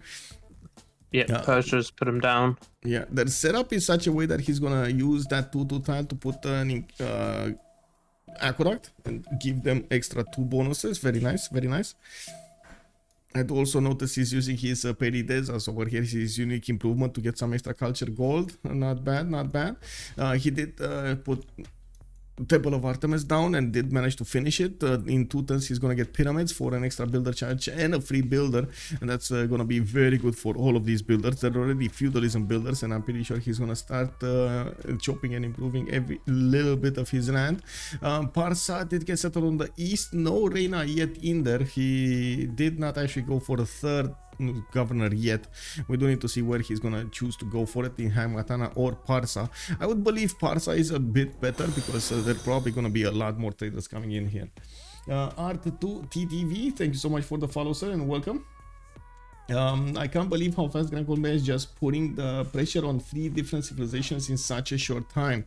Yeah, it's incredible. It is incredible. Red Sam X, thank you so much for the follow. Le deal, bon somos you, bienvenue, and merci beaucoup pour le follow.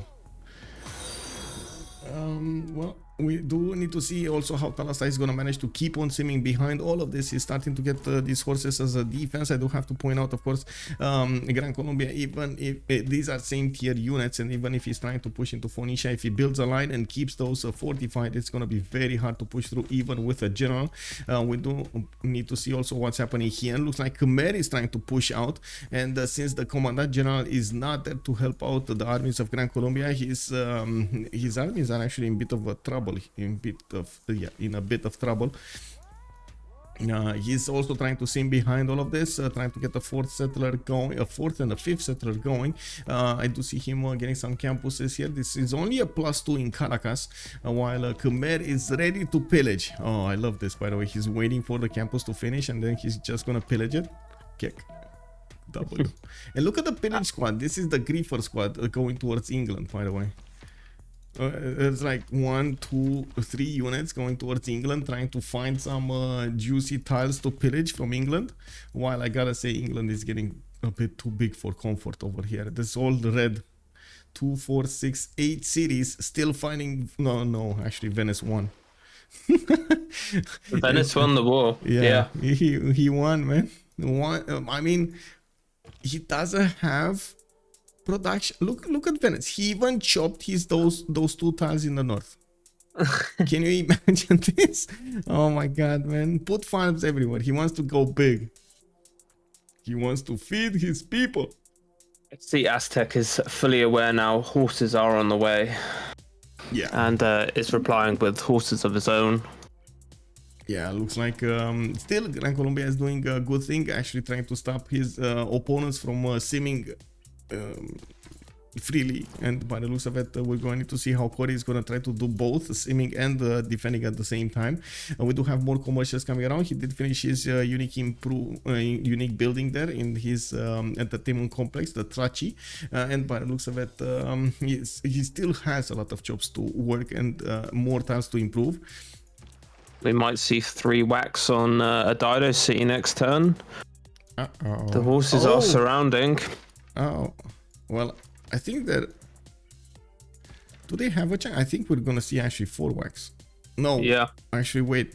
We might actually see, like you said, 2 this turn and then 3 next turn. So this city might actually die. Yep. This city might die. I mean, still good, right? The investment is pays off, not only forcing your opponent to build an army, but also getting cities away from your opponents. Able or Byron. It's safe. It's safe. Oh, no. Oh, those last moves though. Oh my god. Yeah.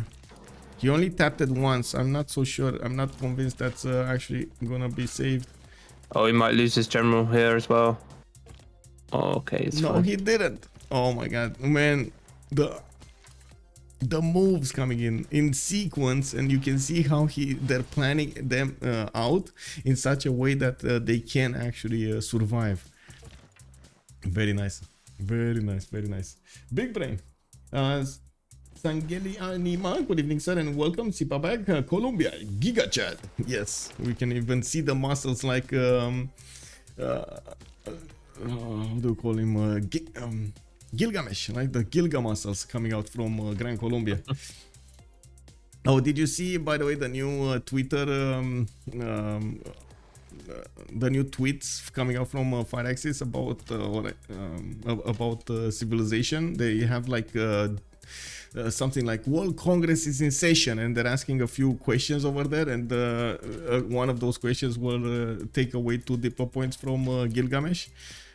He knows what he did. There's no other reason. Like, he knows what he did. That's it. Wow. Yeah, that makes sense. He knows what he did. Gilga always being Gilga.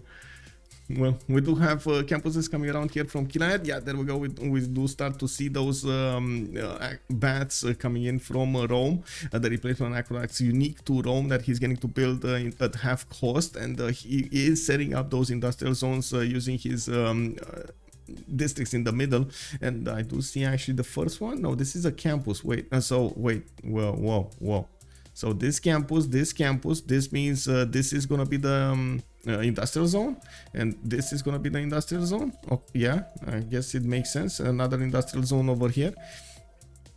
We're going to need to see after the builders actually finish everything here, how this is gonna look like. He did manage to get another settler to the north there, and I gotta say he's he's taking it. Oh my god, it's dead, it's gone. That was well worth losing those units. The production to get that settler down there. Oh my god. Yeah.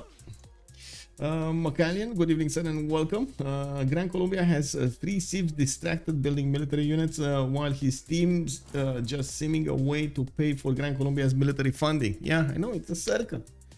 The circle of money, you know, it's a circle. We're gonna see also what's gonna happen in the golden ages. We do have 9 more turns until this era is gonna finish, and we're going to need to see how the players are gonna try to get their points in. This is how it looks like right now. You do see actually Talasta is quite ahead when it comes to ENA score. CaptainMorgan also way over the top here. He did build quite a few wonders, also getting a 3rd one, finished the pyramids, got a builder and extra builder charges on his own, his other builders, and now going for hanging gardens. He's gonna get more housing and more growth throughout his series over here. Very nice, very nice. Now we still don't see Reina though. There's no Reina here.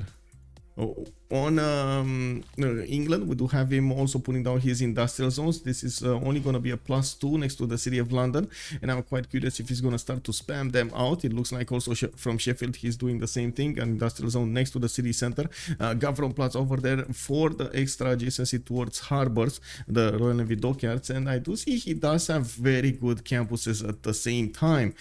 He's going to need to actually put quite a few of them. I'm actually curious, why did he... Oh, he's saving this aluminium tile for the campus in the capital, right? He wants to wait for Pop 10.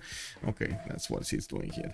And we got the mausoleum at Halicarnassus coming up in 7 from Leeds, and of course we're going to need to keep on watching what's going to happen there in just a few turns. It looks like actually Khmer did manage to beat back the Grand Colombian army in the middle here, especially without the Commandant General. The Khmerian units were quite strong. While Gran Colombia is going to be forced to build a new one. We do have a new city over here, Panama, which I'm actually quite surprised he didn't settle it on the cotton tile over there. They could, Dido could be really annoying now here, just crap so it can't move. And so he won't have a general to back up any of his other forces until next era. Yeah. Oh, he's not. Oh, yeah, he's keeping. He's keeping him at gunpoint over here. You're not going anywhere. Well, Santiago Marinho, he's gonna need to find a way to get out. It is what it is. Hyperbell Freak, good evening, sir. True Zulu should be added. Maori isn't that much of a griefer though, is he? Well, Zulu I think was banned if I remember correctly. And Socrates, good evening, sir. Also, Zulu isn't. Mapuche, Gran Colombia, and Alexander are the most annoying civs out there. Hyperbell Freak is calling them out. And I can't disagree with that. They're very annoying. I would agree with that. Yeah. That and Coupe is definitely up there as well. Yeah. Coupe.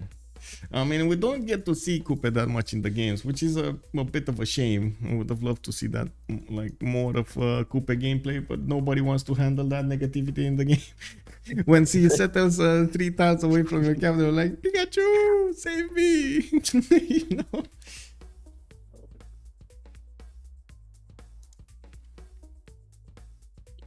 He's doing a very good job here looking for weaknesses in his enemy cities. Gran Colombia went to the north to try and take the northern Aztec, the south Aztec city, but he has been spotted. Yeah, well, Aztec does already have the +3. No. Oh, there we go. One horsey down. This horse doesn't have a promotion, unfortunately, the low HP one, and we're going to need to see what Aztec is going to counter here. Now, Aztec does have a +3, that's what I wanted to say, per luxury attack bonus, and by the looks of it, he's starting to wrap around the units of Gran Colombia to try to stop them from actually getting to his cities, and we do need to see how Xpli is going to try to play this, but it does look like he's going more for guerrilla tactics rather than big army tactics. We're going to need to see also how his defense is going to start to evolve here. It does seem like Khmer is moving more and more units towards the south, and he's trying to get out of this irreal position he finds himself in. Raym is still 19 science with 20 culture, Xpli is 23 and 19. Neither of them are actually doing well when it comes to production, 37 and 48. I gotta say, Xpli does have a decent amount of production, and he's getting to use his face generated from units in any case. I'm a bit surprised he's using swordsman over here. If I find them a bit too, how to say, what's the opposite of maneuverable? Unmaneuverable? Or is there like actually a word defining that? What, for lack of movement? Yeah. Or flexibility. Yeah, they're just not very mobile, are they? Okay, sure. Yeah, that's probably I would say. Okay. Yeah, they're not. Clunky. Poor Civ is saying clunky. Yeah, they're quite clunky. I suppose that's a word. Yeah, clunky. Yeah, clunky. That makes sense. We do also need to see how Rome is going to explode in the next few turns alongside the Persia. It looks like, of course, there was no pressure on either Rome or Persia, and that actually allows them to get all of their districts down and start to benefit from them. You do see them trying to get their era score points, and the difference in production here is getting extreme. We do have Killayad on 129, CaptainMorgan 125, and SunBro 156. On the other team, we have nobody over 100 points of production, and this is massive. This, Yeah, that's scary. yeah, this is gonna scale so badly in the next part of the game that I'm not sure if it's even gonna be funny here. Aretium coming up with a settler in 5. Looks like more builders are coming out from his settles here. Killayad is getting his land improved and starts to put down new districts. So this is going to be another industrial zone, a plus 4. And he's setting up, I think he's actually waiting for Rome to actually put this biggest industrial zone over here between his 2 baths and of course that campus over there. He's saving it. Now we do have CaptainMorgan also getting his aqueducts down next to the 2 industrial zones he built. These are gonna turn into +5s, easy peasy. Oh, actually this is gonna be a very big one. 2 and a 2 and a 1 and a 3. Oh my god, wait. So 2, 4, 5, 6, 7. +7 industrial zone, guys. Easy peasy. Hypatia also got picked up over here. Looks like it will be on Persia. 38 science already with 85 culture. We do have him getting a few more of these libraries out, and he did actually build a new campus, a +4 over here in the city of Tushpa, where he is preparing Hypatia to get in there. He's gonna get a free library from it and 1 more point of science for each of these libraries. You know what we didn't do, by the way, Cisco? We didn't look at the city-states. Yeah, I had a little look. There's nothing too of interest. I looked at what's being seized. Fez has been taken by Victoria, is that? Mm-hmm. Yeah. On Persia. But apart from that, we got Muscat in the game, which is nice. Always have a decent yellow CS. Yeah, well, Venice, we do have 4 of them, right? 4 yellow CS, Cahokia, Venice, Muscat, and Samarkand. It does also look like we're going to have Yerevan and Candy available for them to get some religious benefits. I'm pretty sure Khmer would be happy to benefit from some. Cardiff, 1 single city-state for industry. Kiaguana, 1 single city-state for culture. Lahore and Akkad, 2 city-states for military. And it looks like Fez, like you pointed out, is the only one for science. Oh, it looks like actually more horses from Gran Colombia arrived here, and Cory is in trouble. He needs to get more units out. Oh my god, this is like so annoying. I'm pretty sure he already had in his mind like a build order he wanted to apply, and this is throwing a wrench in all of his plans over here. Oh no. Yeah, Gran Colombia is doing such a good job here, even without his general down here. Oh, thank you so much, Rashbid Like TDB. Much appreciated for the lurk, sir. Thank you. By the way, if you guys don't know Rashbid Like, he's playing Escape from Tarkov. If you guys like shooters and so on and so forth, give him a follow over there. Take a look at his content. Pretty good. Okay, so we're 5 turns from golden now. Yeah. And it's looking like some of these golden ages are going to be a little bit hard to secure. Let's see, what did you see is, well, Raym does look like he's gonna have a very hard time securing a golden age here. I tend to agree, but everybody else, well, I guess Picfix is only 2 points out, Cory is 3 points out, might actually get it. Rome shouldn't have a problem, he still needs 4 points, but come on, he never got a legion, so he just needs to click that button to get iron working. There we go, he's getting iron working, and he's gonna get it. CaptainMorgan already got a lot of points. Xpli though, Xpli Dark Age. I guess Dark Age, he wants to go dark here, I think, against Aztec. Yeah, and I gotta say, Khmer did manage to get a general over him, so yeah, that's a problem. He's probably just so frustrated. Santiago got trapped. Yeah, trapped over here. Oh man, it is what it is. SunBro also with 4 points away. I'm pretty sure he's actually gonna get enough to get a golden age here. It looks like 2 turns away from getting Mausoleum at Halicarnassus. Whoa, we got the Raiders going on. Bonsoir, tout le monde. We do have Leech coming in with 484 viewers. Good evening, everybody, and welcome. We're watching the Frenchies go against the Frenchies over here. It looks like looking for DShark is coming out with Talasta, Picfix, Raym, and Cory on the left side of the screen. On the right side, we do have Killayad, Xpli, CaptainMorgan, and SunBro playing for Steak Company. And the biggest question that was thrown in the chat over here: who's gonna get to eat what tonight? Are we gonna eat shark or are we gonna eat think. Both are good, right? Don't forget to breathe. I am. Good evening, sir, and thank you so much, by the way, for everything. Let's actually give a big shout out to the man of the hour over here, Leech. Thank you so much for the raid, much appreciated, sir.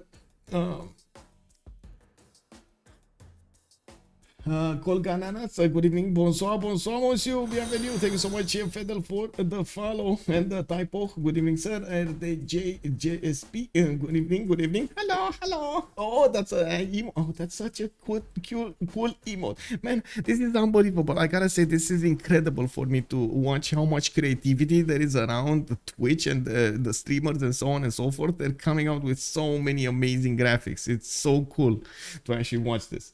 Saber Nemesis, hello there, sir, and welcome. Sorry. Yes. Adding animated Twitch emotes was the best move Twitch ever made. Yes. That was amazing.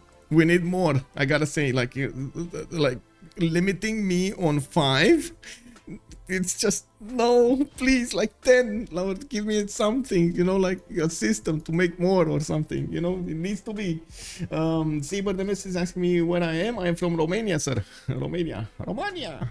I do have to point out, to give a quick rundown about what's happened during the game. We did have Gran Colombia go with a very fast attack against Khmer, took a city down, which Khmer is trying to re-put over here. They both of them fought a little bit while Khmer did manage to defend the next attacks.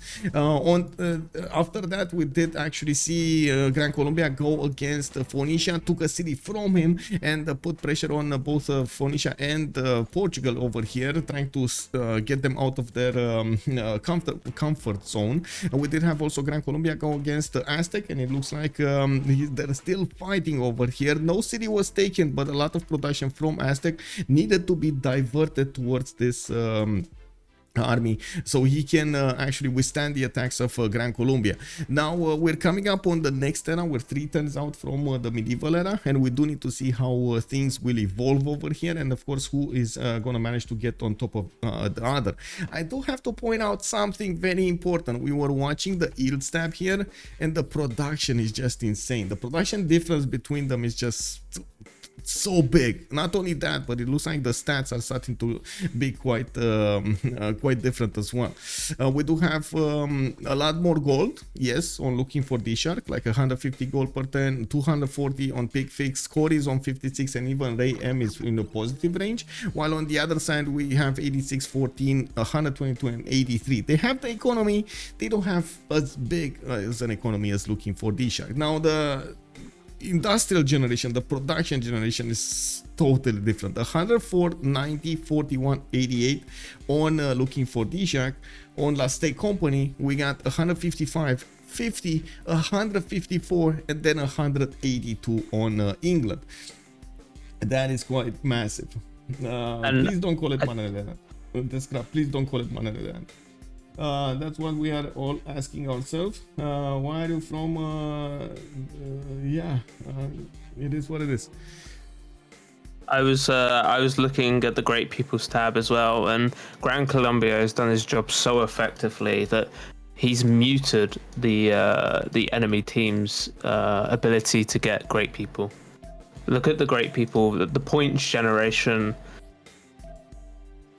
company, compared to looking to DShark. Like, they're just winning everything, Yeah, they just didn't manage to get those districts down. That's the problem, right? They had to divert that production towards this, and it matters so much. Oh wait, I noticed Venice is down, and another city got put down from England. He did get them with the Sea Dog fleet over here. Okay, there we go. That's how he actually punched through the defense there. Yeah, easy peasy. SunBro just got to 200 production, 63 science, 71 culture. We got CaptainMorgan, 68 science, 112 culture. Killayad on 73 and 75 and 161 production.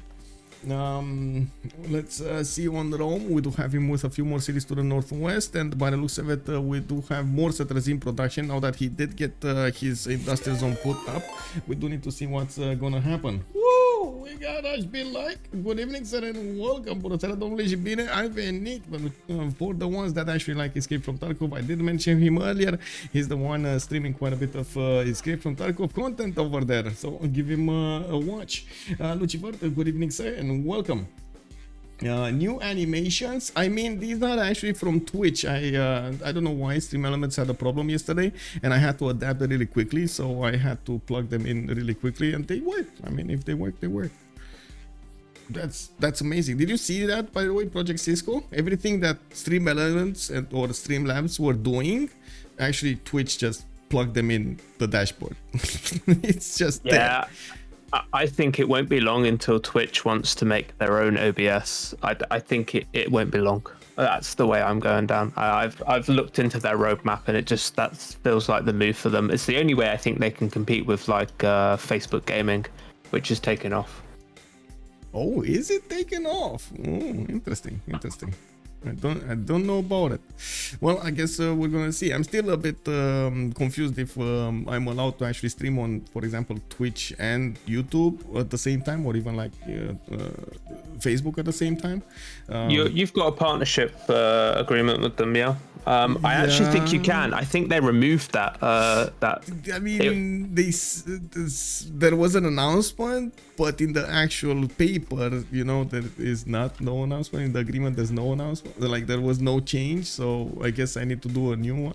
Whatever. It's something that, you know, it's in between the lines. Yeah, I think they kept it for people. Well, I think they initially looked at getting rid of it when Ninja just moved away from them, you know. That 50 million pound contract that they had with him, and he just walked away because he wanted to stream to his YouTube. Yeah, well, there were quite a few of them that actually moved away, but yeah, I guess so. It is what it is. Thank you so much, Leech. They removed it. There we go. Leech is saying it. Have a good game. Thank you so much, sir. Or show Xpli like you can't stream in the same time on Twitch and on other streaming platform. Well, there we go. We got like competing definitions over here, competing information. This is the problem. There's like no definitive statement on this. I guess we'll see. Now, Facebook has gaming. James Duendo, good evening, sir. It does. It does. We got one more turn until the next era, and we do need to check out their era score over here. We got Talasta going over the necessary points. Picfix 61-52, Raym 43 and 47, Corey 55-55, so he's over it. Javarman the 7th will probably go into a dark age here, getting quite a few campuses for that extra science. He's trying to still be relevant. He does have choral music, I believe, right? Choral music with Defender, so he's still gonna get the culture from his from that. Unfortunately, he's not gonna get to use his faith to buy out builders anymore.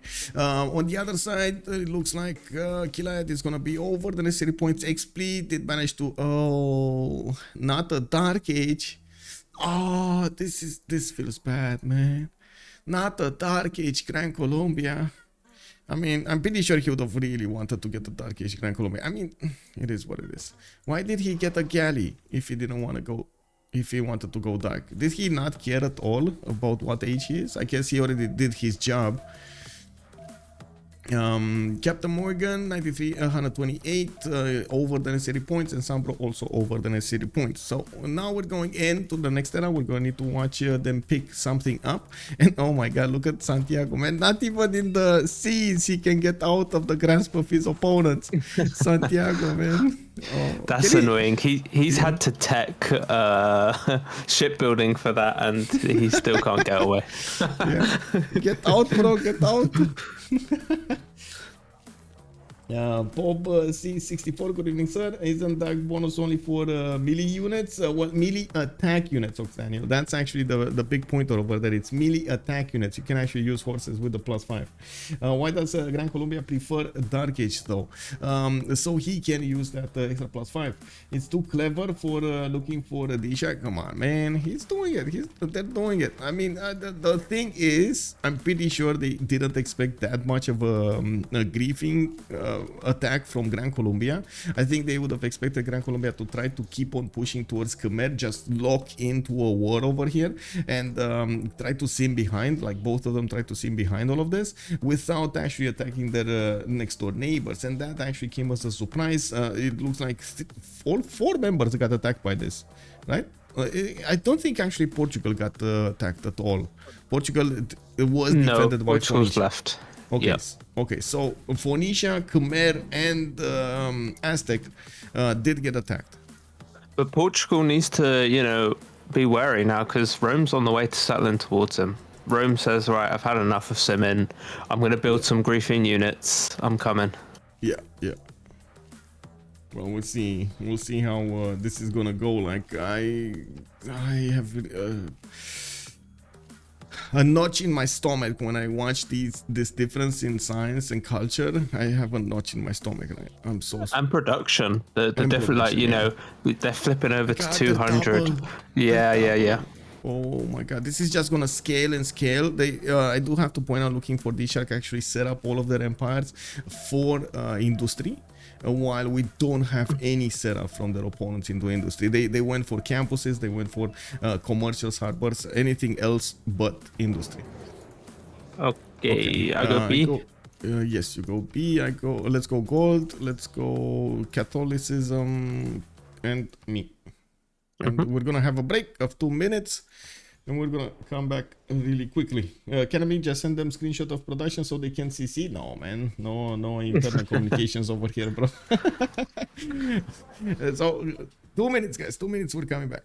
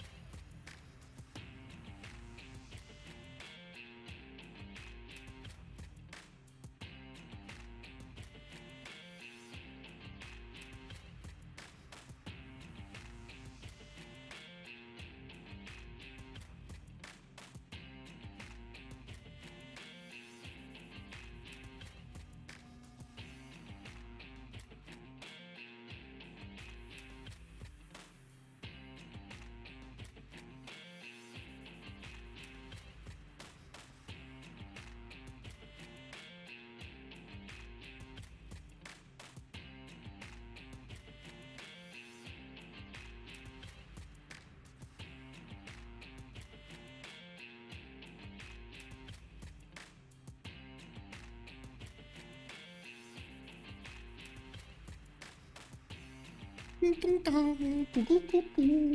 we go. Anything happen? Oh, there's another settler coming up from Dido here. He's looking to resettle that. Interesting. Okay, so let's see what did go.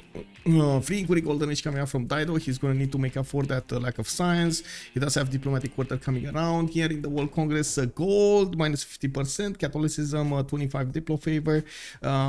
That's the A option passed. Oh no, B option passed actually. It's the condemn. Kick. Oh, and we do have CaptainMorgan actually, Cyrus getting the 2 diplo points passed. Okay, now we do have a foreign ministry coming up from Tyre. On Picfix, we also have a free inquiry golden age, and again, we do need to see how he's going to make up for the lack of theater squares here, for that lack of culture. Now we do see a few more boats coming around. I'm pretty sure he's preparing his Fetorias so he can generate more gold. And now we're going to need to see what they do with the gold. They have a big advantage when it comes to the gold generation. More than 600 gold is generated between looking for the DShark team.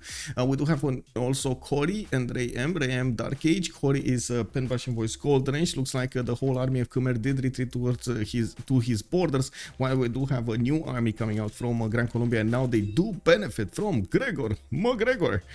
We do have also quite a few horses. I'm pretty sure they're going to turn into coursers soon.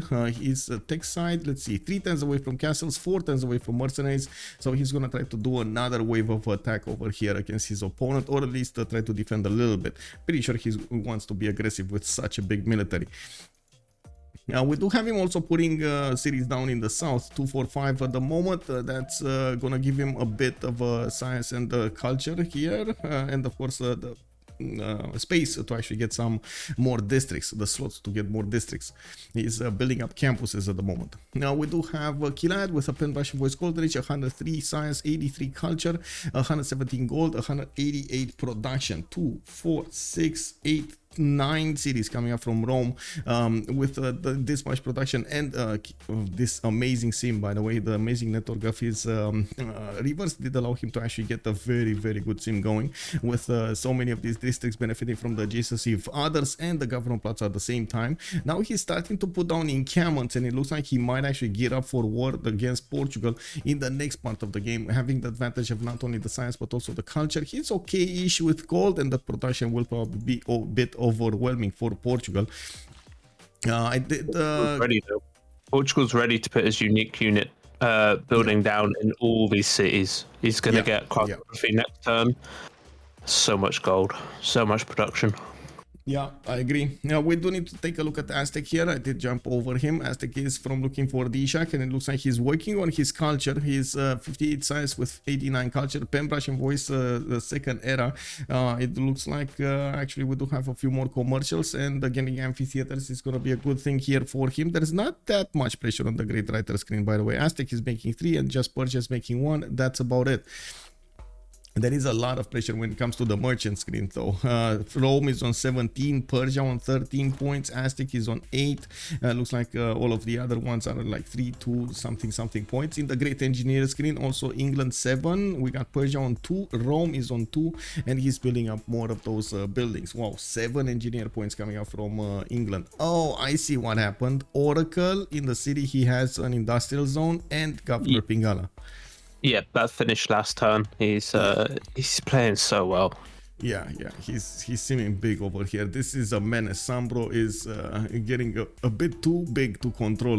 We do have Xpli on normal age, unfortunately for him. CaptainMorgan, free inquiry golden age, 140 science with 107 culture. We do have him 134 gold a turn and 232 production, the most production in the game coming out from him.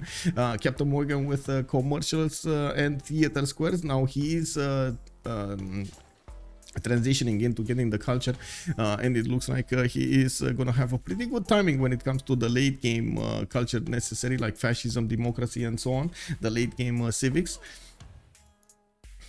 Also, I gotta point out, since he did get the diplo points, he might try to go for diplomatic victory over here if he really wants to. He's gonna need to get civil engineering to actually put down not only a harbor but also Statue of Liberty, and he will probably need one of those holy sites so he can get Mahabodhi Temple in. We're gonna need to see where he... Oh no, I just looked. Khmer is red coatable as well. He's on a different continent. They could come. Uh-oh. Oh, now I registered what you said, the red coatable, right? You said that, right? Yeah. Oh my god, I can only imagine the horror on his eyes when he's gonna see like 100 strength units coming against him. I don't know, man. That's a problem. That is a problem. We do have SunBro with a free inquiry golden age, and I don't see him actually putting up a lot of theater squares anywhere. I do see him putting down a diplomatic quarter. A bit of a problem here for SunBro is the lack of actual tiles he can use in his empire's border, so he can actually put whatever he needs over there. Well, we'll see how he's gonna transition off this amazing science into some culture. Well, we'll see. Now, what's going on here? I see Khmer did upgrade a few coursers, and he's sending a lot of them towards England. England will need to do some form of a defense here. He does have cartography coming up in 1, so pretty strong cities if he starts upgrading his caravels. I do see a few pre-builds ready for him, and he knows there is a little bit of pressure coming against him. Now, he doesn't know the full extent of it, especially since Hannibal Barca is going to give extra movement to the coursers. These are going to be quite fast. Are they actually trying to go against Fez? They might, because SunBro cannot defend it. SunBro cannot defend it. This is a problem. Like, and I see Fez is actually contested, or was contested. No, Talasta did put a few of them, but that's about it. Well, Fez does have a few swordsmen that he can defend with, and I guess we do have kind of him wanted in catapults. Victoria's killing the city-states that are being held by the other team to generate more gold. Sanmakind's going to die. Okay. Up in the top of the map there. Yeah, pretty That's good. Clever move. Taking the gold away from the other team, punishing them even more. Yeah, there we go. Got taken down. Just deleted immediately because he can't keep it anyway. It was a bad city. There's another one here in Muscat that I guess it's gonna be on Rome to actually get to, or is this theirs? Let's see. Muscat is Killayad. Okay, yeah, so they want to keep this. Now, what is, you know what I'm curious about? What is Gran Colombia doing with a boat here? Just chilling. Just chilling? Yeah. I think he's got it there for vision to stop to see if Aztec's going to do anything against him. Yeah, maybe. Or even just get a settlement of the Sahara or something like that. Yeah, pretty sure. 9-4, 6-5, 6-1. Can you see stats? Yes, sir. There we go. You can see the stats. El Fuego 000. Good evening, sir. They go first fascism. They take the legacy slot by building a government, and then they go democracy. Yes, indeed. People actually go democracy for tier 3 governments. Yes, they do. Yes, they do. Like the finest hour card with the legacy fascism +5, you get a +10 near your empire. It's amazing. Also, the card setup is a little bit better on democracy. Well, of course, if you're not Gorgo or something, because you know you do want those extra points of damage when you're attacking somebody with fascism. Did you see a Colosseum go down this game? I did not. I was looking at Aztec, but I think Aztec plans with Colosseum got a bit... oh no, he still could. He still could. He could, but he's not doing it. Yeah, he's got a nice place for it, actually. That'll pick up. I'm pretty sure they're feeling the pressure over here because they probably know there weren't that many civilizations from their opponents that actually went for a free inquiry. So these stats, these science stats are actually real here. Actually, looking at this, by the way, Persia did go for a free inquiry, so I'm gonna eat my words here. Arena, Pasargarde, Arena. We might actually have Colosseum being built in a 15 pop city. Oh my god, that's crazy. Persia just in the middle of two that allies. wheat tile. Man, 78 production city, 54 food. I'm pretty sure we're gonna start seeing traders. There we go. Traders from England sent to the capital it's gone city. down 2 turns. Two turns. Oh my god. 2 turns Colosseum, man. Easy peasy. He can even chop it. If he flexes a little bit, CaptainMorgan can even chop it. Wait, we didn't. Oh, wait, that's something that I totally forgot. We didn't put the prediction on, right? I did. Oh, thank you so much, sir. Thank you. Who will win for me, or who do I think will win? I mean, at the moment, it doesn't look like Aztec company is quite strong. I gotta admit that, but I don't usually like to how to say, do the early predictions because you did set up some how to say, expectations for the viewers, and I don't really like to do that. I more try to focus on what's happening, and of course see how the situation evolves throughout the game, what are the player moves being done, and so on and so forth, because that's how we actually get some we learn from it, and so on and so forth, even though I mean everybody can see what's going on, and a lot of the things are not actually things that you can I would say ignore. Let's get Wolves next turn. He's put a catapult on top of his campus. And I see that this Sea Dog fleet will come down and help defend the coast. Actually, I don't think Khmer's push is going to go too well here. I think those units are going to fall pretty quickly. Yeah, and it does look like England is setting up with a pretty good defensive army here, getting knights next turn with stirrups, and I do see he's getting more production from his shipyards, also building up some workshops. I also notice he's finishing up his campuses and universities, so more science is gonna come out from his empire. Gonna be pretty quick on cuirassiers, even though I don't think, I'm thinking, is he gonna wanna go red coats? Is he gonna wanna go bottom 3 over here? I don't know. Like military science for they're coming out of military science, if I remember correctly, right? Red coats. Yes. Yep. Military science. Yeah. I don't Okay. know. He's already gone to caravels, so he might then switch back off and go up to industrialization and then come back. Okay. We'll see. Yeah, I think he will. I think he will actually. I think Gran Colombia is going to head down towards Aztec instead, and I think he'll leave Khmer to England. Well, England already has a spy in Angkor Thom, so yeah, we might actually see something going to happen here. I do have to point out the weakness of the Redcoats is its maneuverability. It's kind of clunky. It moves very, very hard.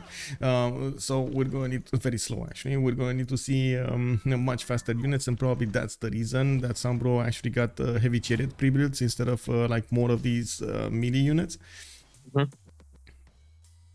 I also want to see how fast he's going to try to transition into culture, because at the moment it doesn't look like he's doing anything towards that. And having theater squares is quite important during the game for the late game timings. One single or two theater squares can help you out so much to get to fascism or democracy, or even mobilization, just straight up mobilization. It just helps you out so much. And of course, having a next door neighbor that is only 46 science and 29 culture, it's kind of begging you to actually go and take him, you know. Now we do have courses attacking coming out from Gran Colombia, going against the cities of Khmer, and it looks like he built up a massive army over here. Even some Phoenician units are coming out from the east side to plug those chokes, and I gotta say I'm a bit confused about this. I think Xpli just didn't think he's gonna have enough time to go for military science for his Llaneros, and he just chose to upgrade these courses and try to do a bit more attacks on Khmer, which I gotta say, if he just ignores Lingapura and goes to the northwest, like passes through Mount Kilimanjaro, he's gonna have such an open land to deploy his armies and go against Khmer's main cities. Yeah, good effect in the north there, and I think this floodplain here is going to be a problem for Khmer. Yeah.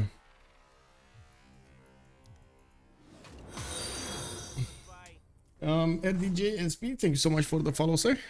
We do have an attack coming up from Khmer on Fez. Fez is under siege, although at the same time you do see the units of England are coming to help.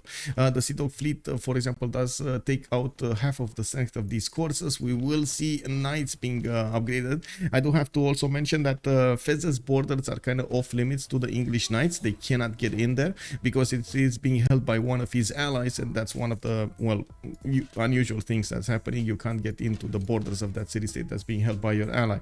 Now, James of St. George is also ready to plug some walls, which are going to be directly medieval, helping him create a defense for Portsmouth and Hull and Birmingham at the same time.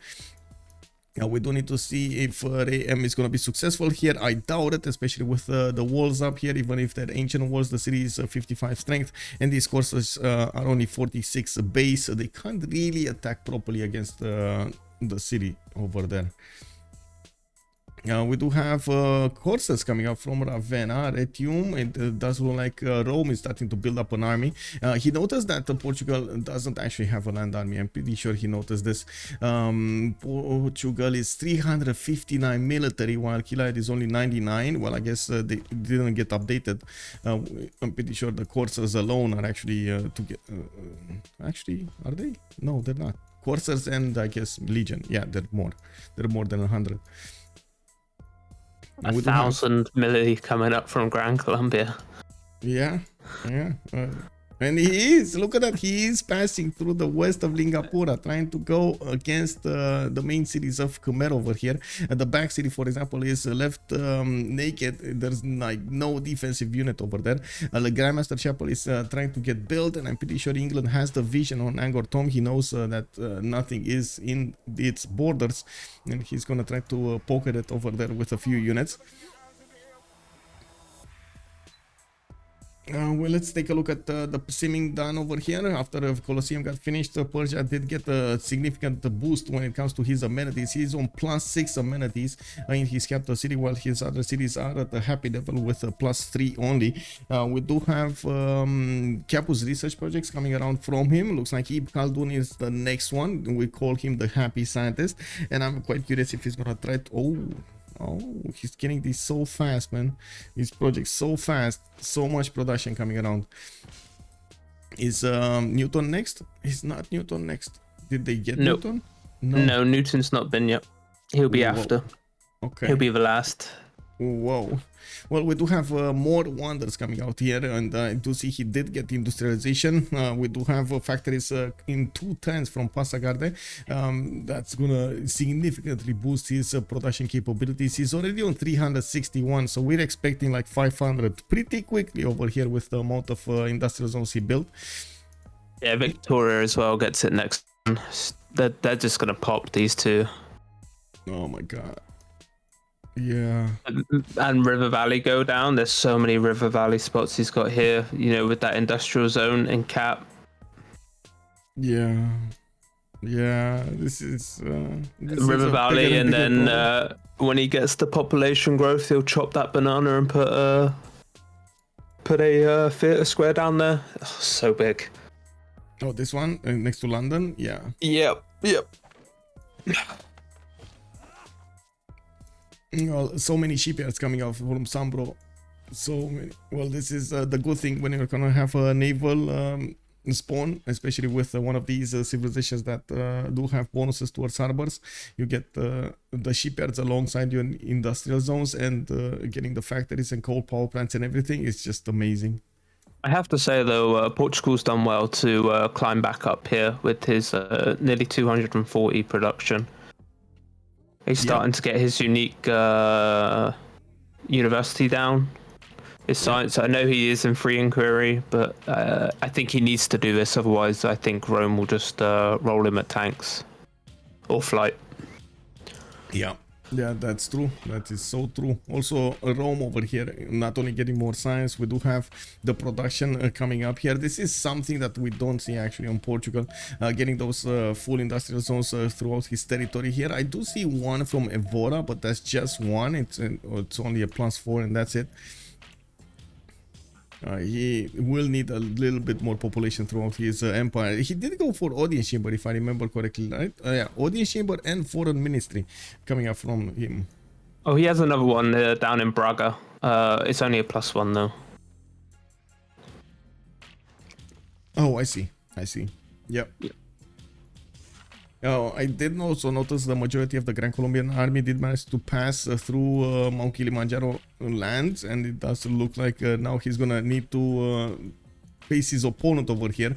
Khmer did need to reposition his army that was defending Lingapura, and now he's deploying it westward. Fez did upgrade, by the way, not only upgraded but also pushed back the Khmerian units. Did upgrade one single man at times. It was enough to actually stop this attack, and the city's garrison strength went up a little bit, and of course with the help of the English units that creating a semicircle of defense here, he just it's gonna feel get like everything. these city states have been buffed with the last BBG update. They are putting up a hell of a fight. Last game, was it between Aztec Company and the DShark? You know, they raised Spain. They're not messing around anymore.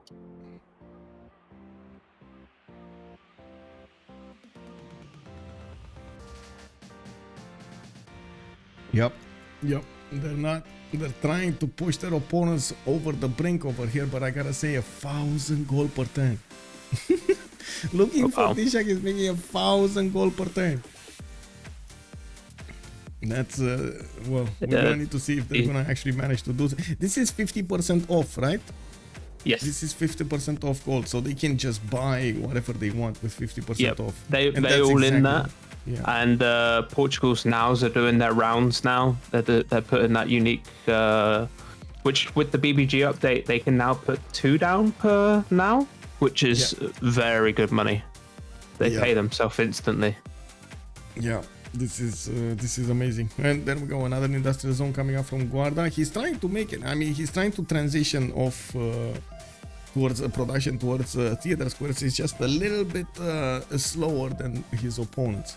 And we do have a Temenaki also coming up from Porto, and I gotta see what's going on here. Gran Colombia starting to push Khmer. We do need to see how he's gonna manage to punch through this defense. I gotta point out, Ling Apura did have the benefits of Governor Victor for next time +3. These units next to the city of Angortom do not have that ability. And looks like units are going down. I can see projects finishing here from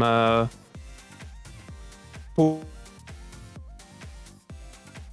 take the university scientist.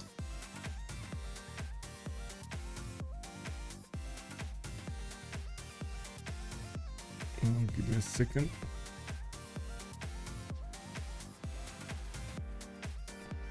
There was a request over here in my Discord for a sports channel. Sure, let's go. There we go, they've taken... Who got it? I think Persia got it. No, Dido got it. Wow. Oh, that was quick. Okay, very nice, very nice from Talasta. Aztec chopped the project and then it was on him. Wow. Bonsoir Ibanka, bienvenue monsieur. TV pas encore follow. Lisa the Wizard, yo just had food for 30 minutes. What have I missed? Well, you missed a possible attack from Khmer. Well, an attack from Khmer on Fez, which Fez defended quite aptly. We did have multiple civilizations starting to get industrialization. For example, Rome and England. And by the looks of it, second wave of attack is coming out from Gran Colombia units to go against Khmer over here.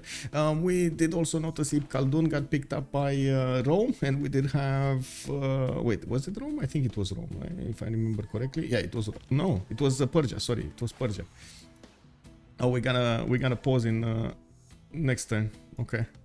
And it looks like Dido is gonna have the benefits of Newton, just with so much cold also. We're going to need to see if they can actually keep up with their opponents here. The production difference, the production might actually make the difference here, but I guess it doesn't matter how you use that production in the long term, and we're going to need to see if they're going to get exactly what they need.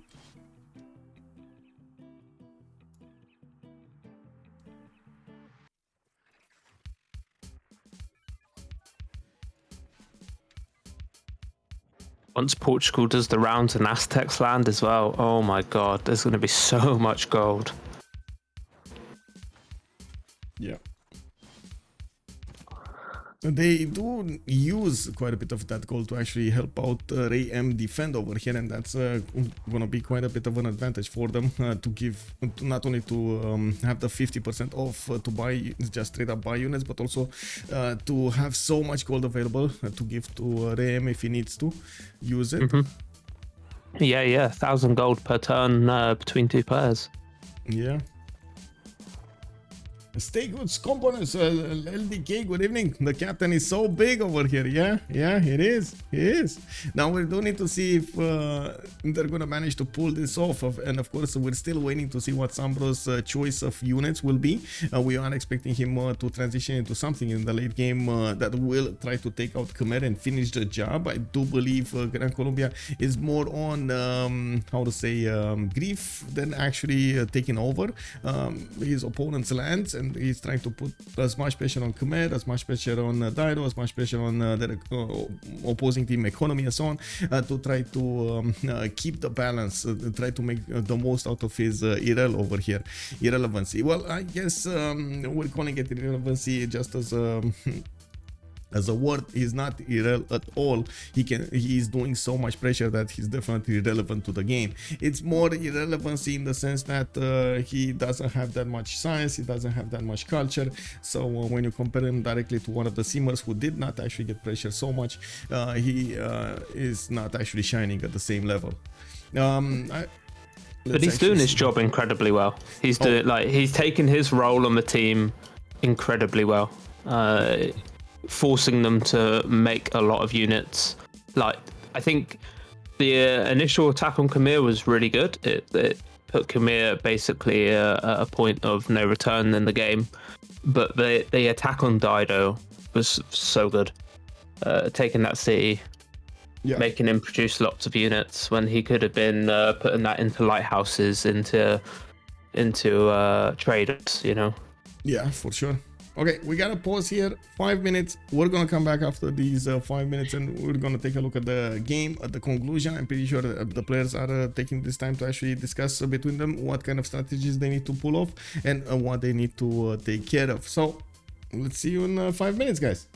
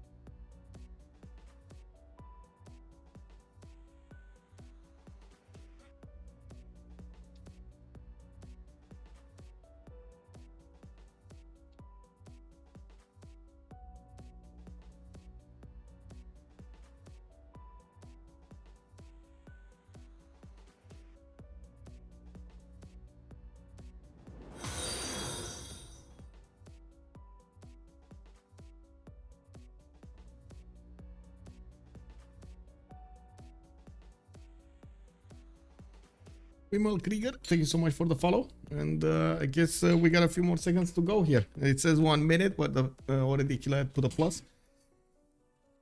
We're waiting to see what's going on. By the way, if you guys like to follow sports, there's a channel now on my Discord where I believe you can actually chat about sports over here. I just opened it up, so if you want to go there, I'm pretty sure Crispy would love to hear your opinions, and I hope he's actually going to share some of it as well.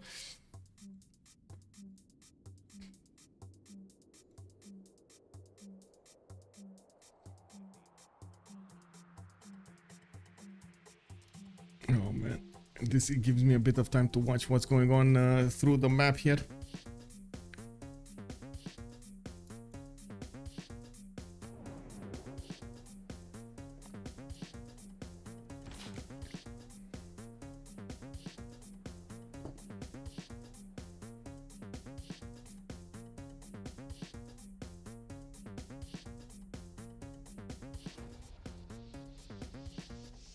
Okay, universities, Abu, music, We do have Statue of Liberty coming up in Persia. Reina getting in there. Very nice, very nice. SunBro, I see he's using Emotep to actually get Colossus. Not bad. And I did notice we do need to take a look at the era score point, the Diplo victory points. We do have the CaptainMorgan on 4 out of 20. Very nice from Persia. Getting that production capability at 430 right now. This is pre-factories and pre-coal power plants. We're expecting him to go over 500 very soon, which is going to put him like 3 times over the production capabilities of, for example, Aztec here. Now, Aztec did not manage to get more cities on the west side, which might actually put a dent in his long-term capabilities as an empire. Usually, you can't really sit on so few cities and actually expect to have a very, very good late game. We're going to need to see how he's going to manage to get out of this, and I really hope he's actually going to put more cities. I don't know why he didn't put more cities like Cotton Tile, 105, the Sahara. That wouldn't have been a problem at all. I guess like we've seen over there, the pressure from Gran Colombia just threw a wrench in his plans. Oh.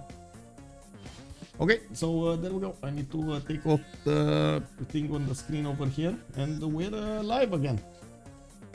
I just want to see Xpli playing guitar. Yeah, why not?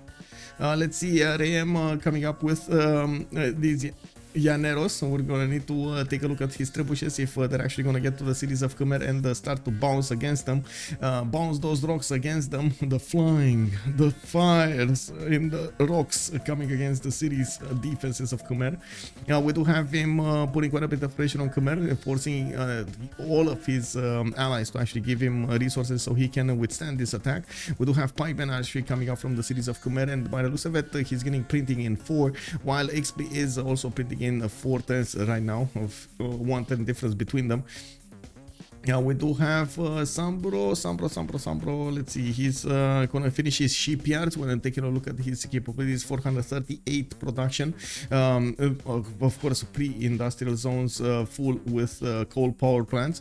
We do have also CaptainMorgan getting to almost 300 science, 284 science. Killayad is 220 and SunBro on 218. Definitely quite a bit of a difference between them and their opponents. I gotta mention Killayad did choose to actually go for a free inquiry golden age here. He did set up his empire quite nicely with a decent amount of culture. I think he is going to be designated to get these Diplo points, and by the looks of it, he is building up a holy site from Halicarnassus.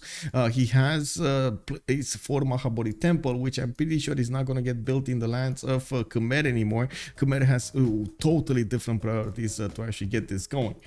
Also, Dido has no shipyards. I think now he's building them. I see one being built here in the capital. He doesn't have any. In the other cities, he's trying to build not only shipyards but also industrial zones. So he's trying to get there, but he does have 192 production compared to his opponents over here, which have significantly more.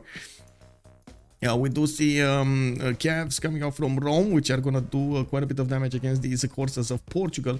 Now, these are just a few of them being deployed to the east side, and we do have to see how Rome is going to try to get this attack going. He does have more encampments being put up, but I don't think he actually got a general for them. He is making 5 great general points a turn. He does have God of War and Plunder, so he's getting more points from each of those encampments. He won 11 out of 60 points at the moment. The next ones on the tier list is a medieval renaissance, which of course does not actually matter for the Cavs. These Cavs are industrials, so yeah, industrial era units.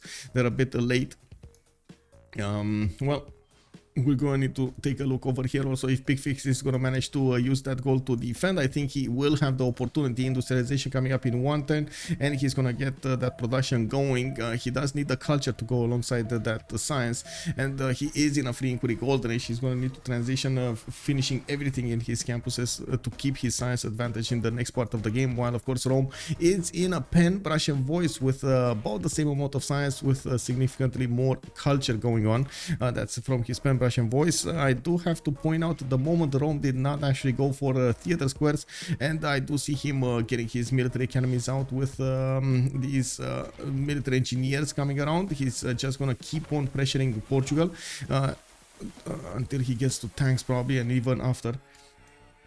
2 turns Forbidden City in Pasagate. We do have these coal power plants also started up from Persia, which is gonna give him a boost in his production, 467 at the moment, and I'm pretty sure we're gonna see him trying to get one of these engineers. So let's take a look over here. Persia can get Isodor of Miletus, and this is gonna guarantee him building up any one that he wants. And I'm actually quite curious, is he gonna use it on this or is he gonna use it on statue? I don't think anybody can contest statue of the moment. Maybe Corey can with 130. Does he even have metal? No, he doesn't have civil engineering. He's on mercantilism. And he's building up a force of heavy chariots. I do have to point out that he's only on one big continent, which does limit his abilities to get the luxury attack bonus on his units, only benefiting from 4 luxury attack bonus at the moment. Not the usual Aztec that we get to see. This is the white continent he is on. He can't actually get to the coast of Rome because he's gonna get bullied back, and he never actually got a city on the northern continent to benefit from some amenities. Carthage actually chose to settle here, where there would have been a possibility for Aztec to get 2 amenities, the silk tile and the dice tile. They did consider the gold is more important, and I guess it does make sense, although it kind of feels like Portugal and Dido were making enough gold for themselves anyway. I see military engineers all over Rome's land, and I see cavalry. Yeah. Uh-oh. Yeah, and more encampments, and like this is just Rome getting up for war here. Yeah. I feel tanks. What's his science at? He's what? 222. It's fine. I mean, he's getting better guessing. It's gonna take a while to get there, even if he's wanting all of these techs. They're like what, 7 more techs, 8 more techs to go until he's hitting combustion. So it's not easy. Not easy. Portugal's at engineering. Uh-oh. Aztec is on nationalism though. Don't know if he researched civil engineering. That's actually a pretty good question. I don't know either. He's going nationalism indeed.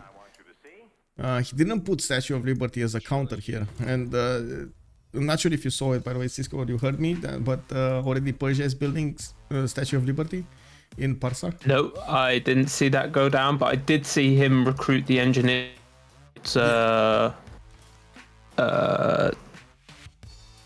Puts the production into these great wonders. Yep, and already the capital production is 133. That's crazy, yeah. Yeah, well, there we go. He finished the coal power plants. Boom, 526 production. Yep. Oh my god. Yeah, this is starting to get crazy. He's even getting Halicarnassus, that Mahabodhi temple. So I'm expecting him. Let's see. He's on.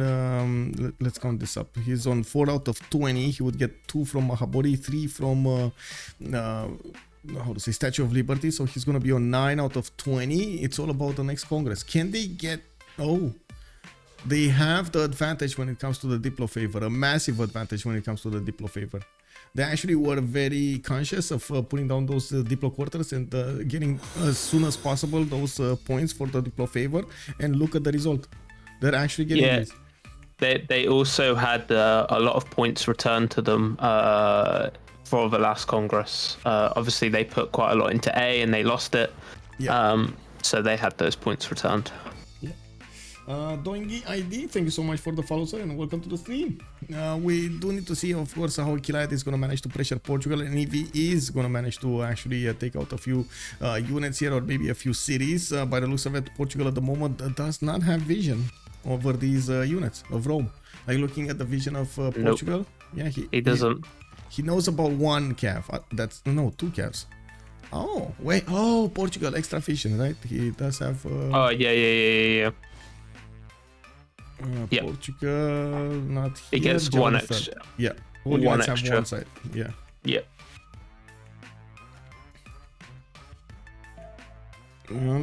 Let's see how this is gonna evolve. I gotta say, these rivers are a bit annoying for even the cavs to move through. Yep. And I'm very surprised he hasn't positioned a unit actually closer to the city of Rome, just to get vision over it. Yeah. Well, more encampments are being put down from Rome. I see another one here from Syria, and he's finishing up those ones he already put up. Oh my god, look at the spamming of encampments here. 1, 2, 3, 4, 5 encampments, 6 encampments. 7 encampments. Sorry, 7, 8 encampments. It's like this is massive. This is like all the Roman nation is going to war, boys. Nothing stopping it. Has there been a car accident outside your house? No. I can hear these sirens just going by, going. Ooh. Oh, that's because there's a. I'm sorry. There's a hospital nearby, and every time an ambulance like gets out of the hospital, it's like walking. It's moving down the street here. The stream can't hear it, but I can hear it, and I'm like, "What's this woo woo noise going?" Yeah. Oh man, that I don't know if you saw it, the South Park scene with woo woo. But it's amazing. Anyway, Joe. Thank you so much for the follow. I did try to how to say make a few experiments with the noise suppression and on and off, and I guess on is just much better. Yeah. It works very well for the. Yeah. However, I can hear everything. Yeah, Discord is just iffy when it comes to anything. Like, unfortunately, they did put a few experimental things going, but it's just they need a lot more testing to get them better. Anyway. Interesting. I see bombards coming out from Aztec here. From Aztec, he's I mean, he did build a lot of heavy chariots here, and I was thinking maybe he actually wants to do some form of an attack on Gran Colombia through these 2 tile chokes, which honestly I wouldn't really suggest to do. No, I think he's going to swim them. You think he's going to swim them? I mean, I think he'll swim.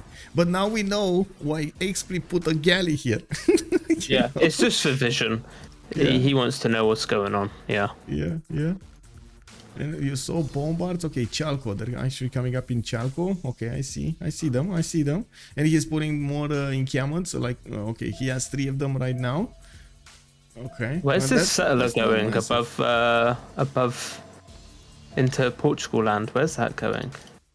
I don't know, but he really desperately needs more amenities. If he wants to do any kind of push against an opponent here with extra amenities, he really needs more cities on other continents. Yep. Okay, or maybe he's coming to put a city between Khmer and Dido, so he can start doing something to help. Yeah. To pressure Gran Colombia from all sides. Oh my god, man. Portugal is just straight up buying pikemen with like no shame. Really, no shame. He's still got 1,000 gold in the bank as well. I know, right? This is like incredible how much the World Congress matters for him at the moment. Unbelievable. Like, he also did manage to get the religion. I gotta say, he did get. And he's gonna get a monument. He's gonna get another golden age. Reform the coinage. Oh my god. Oh, okay. He needs one era point. Yeah. 2 era points, but yeah, he's gonna get it. I'm pretty sure he's gonna get it. Also, Raym this time he's actually gonna go into a heroic.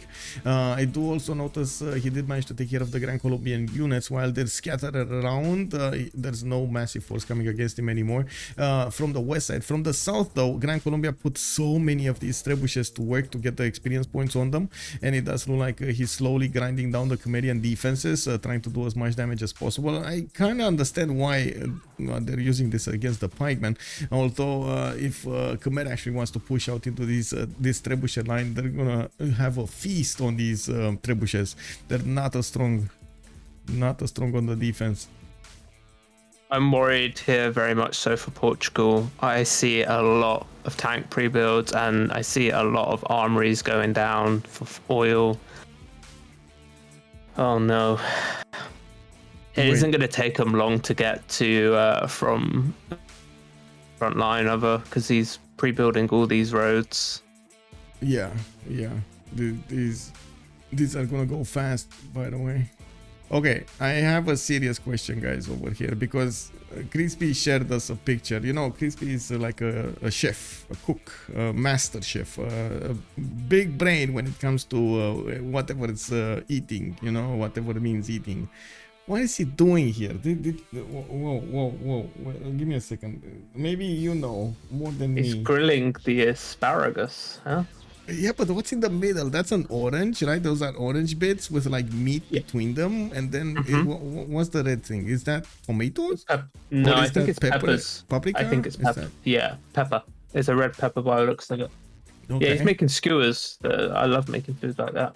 Wait, skewers? Skewers? Yes, a skewer. So like that's like a piece of metal, cook them evenly, and then people will eat them off that. Yeah. We call them frigarui. Oh, okay. Wow.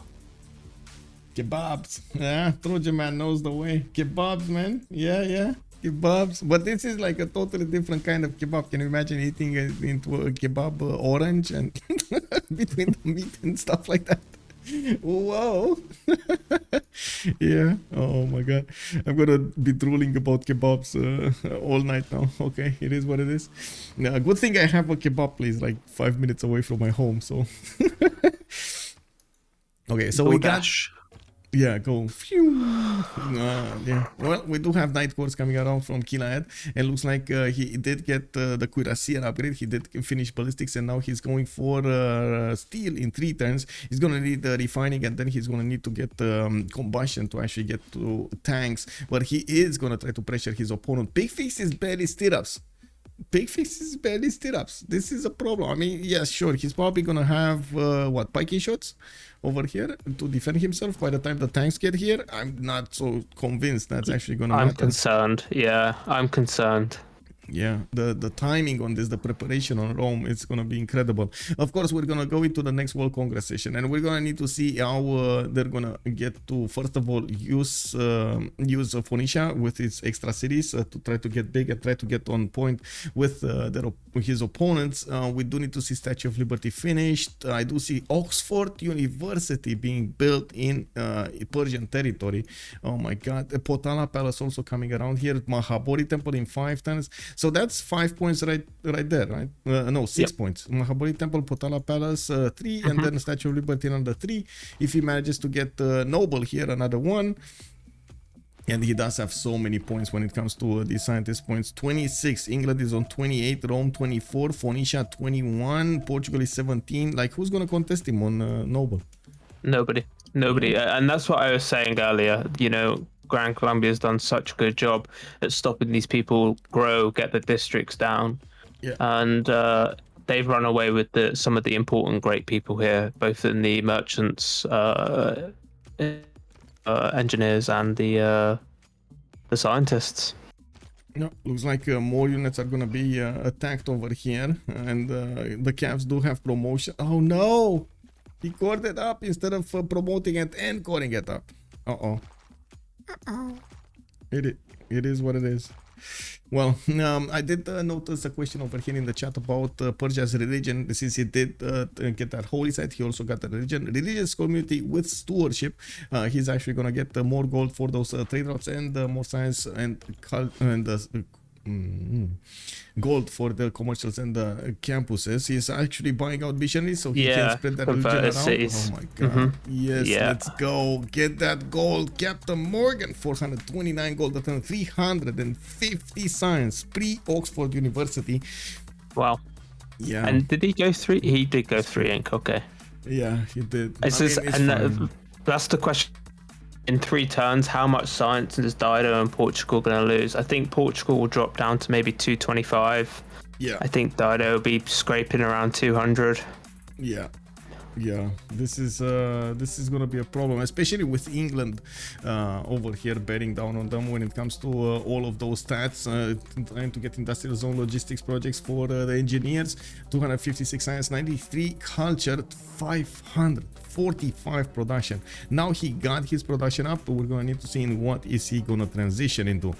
He still has an opportunity to go against Khmer with something that Khmer cannot handle, and we do see him going for metal casting right now. Mercantilism coming up in 3 turns, and maybe we will see a cuirassier attack to get coupled with the Gran Colombian attack from the south. Oh no, actually Khmer pushed out, and the Gran Colombian trebuchets are dying left, right, and center. Yep, they are, and I can see so many heavy chariots on Aztec land. Oh my god. What is he doing? Oh my, yes. And he's building a road. Yeah. 2, 4, 6, 8, 10, 12, 14, 16, 17 heavy chariots, 18 heavy chariots. Okay. The thing is, Gran Colombia is gonna spot this. He has a courser on that side of the fence over here, on that side of the water, on the Eye of the Sahara. He knows what's going on. Maybe this is time to get out. All of his trebuchets got taken down. Khmer is putting pressure with pikemen on them. I see what Khmer's doing as well. Khmer's prepared to die here. Khmer's killing Lahore. That's his escape. What is Lahore? Oh, to the north? I mean, you say escape, but it's not that far away from his helicopters. You know? Whee! Yeah, they're gonna be quick on it. Be quick from England. Oh my god. England would be there in no time.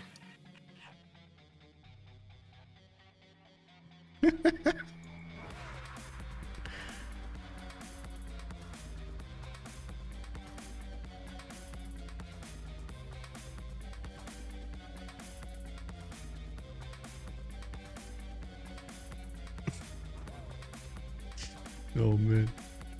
Anyway, I'm sorry. I saw a few memes over there in the sports channel for some reason. It is what it is. There we go. If you want to see the memes, there we go. You want to see the memes.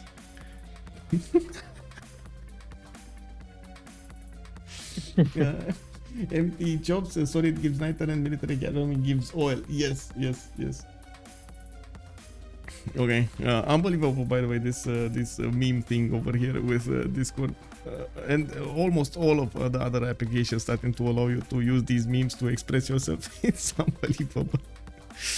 Anyway, let's see on Raym's development here. He's still building up on his encampments, and of course he's gonna need to finish up his technologies here. Still in one, and by the looks of it, the military academy is coming up from Raym's capital city, Killayad, getting Cuirassier course directly, and he's gonna need to follow up this attack with the Cavs. The Cavs did get caught up, the majority of them, and now they can actually trade punches with the pikemen. That's a pikeman core actually that they can trade punches to. And he's gonna get Dark Age next turn as well. He's gonna get another bonus. Does he have a spy? Yeah, he does have a spy on him. Yeah, he does. Oh no! Is there a spy from Portugal? No, there's no spies from Portugal. That's a bit of a problem over here. I do have to point out Portugal finally did get to 100 culture. 318 science. He's actually getting through these technologies quite quickly. He might get something that might work to defend a little bit better. Now I'm not that convinced the pike shots. Fully developed. Let's see. I see pike and shots. That's pike shots. There we go. Like these Cavs cannot push anymore. No, but the Cavs, they're only the beginning. They were to just pillage, you know. I don't think he did. Right? Yeah. The entry. I see 1, 2 in his cities just build it. 3 cities, 4 cities just building units. Yeah. Can you imagine if you're gonna see field cannon cores? They're just gonna eat these spike and shots. This is how you actually try, especially because Raym has such a close proximity to Portugal. He can actually move those units really quickly and build them up, move them on the front line. I do see also great generals are starting to be acquired here. He only got El Cid, so that's not gonna help him out that much. Next one's though, Jeanne d'Arc. It is Renaissance Industrial, so that is gonna help out for these units, for the cuirassiers, for the field cannons. Now we do need to see if he's gonna manage to get a modern one. Oh my god, more units coming up in Aztec land. This is a whole empire invasion. Well, is it gonna matter though? I don't think so, because if they kill alright, killing Gran Colombia is pretty huge. It's another player out the game. Yeah, but realistically, Persia and England could probably carry this game to the victory scheme now.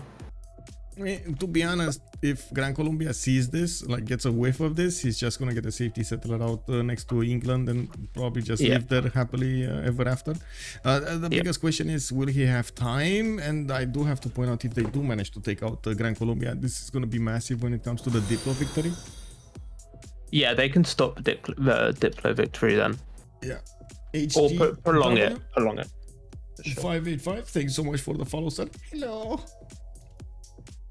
We got more factories coming around here from Portugal. Finally, he's putting out encampments. He did manage to get Ethel fled, so at least his spiking shots will have a +5.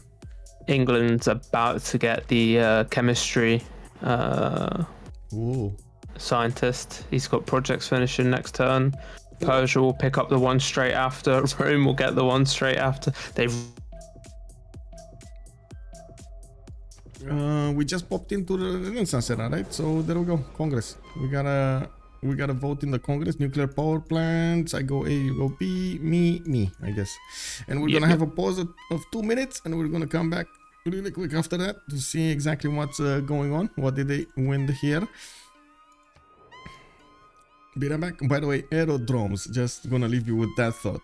Aerodromes on Persia. Bienvenue, monsieur HCW. Thank you so much, sir.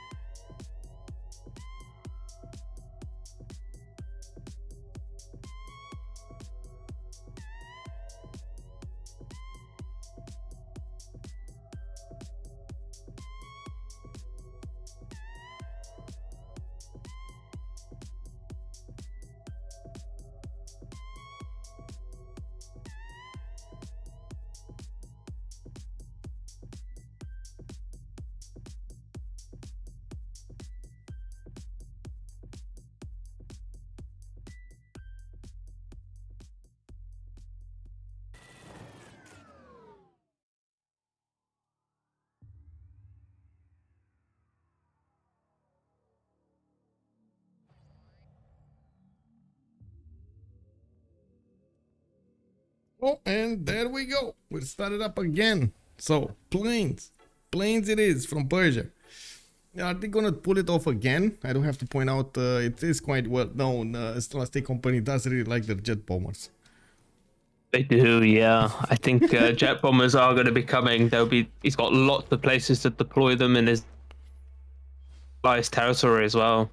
And CaptainMorgan is going to be 13 points out of 20 for Diplo victory next turn. He's getting. I see apostles here as well. What do you think he's going to evangelize into? I have no idea, actually. I have no idea. He already has the goal. He already has the thing. Maybe he's going to try to. I don't think he's actually going to go for any specializing building. So I don't know. Maybe something else. We'll see. He's converting his cities. Actually, that might be something that he might. Oh yeah, way stronger. Mm-hmm. Contents for statue. He does have Filippo. That's probably gonna turn at next turn. Labs in 1, labs in 2. I know, god! Right? Oh my god! Oh man, the science is gonna explode.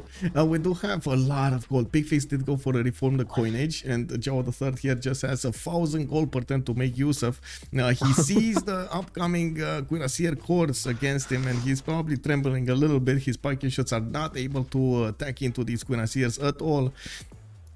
And I think Portugal has done a good job to retain his science even outside of free inquiry here. Maybe he can get to a unit to defend himself, but he's gonna need to use that gold.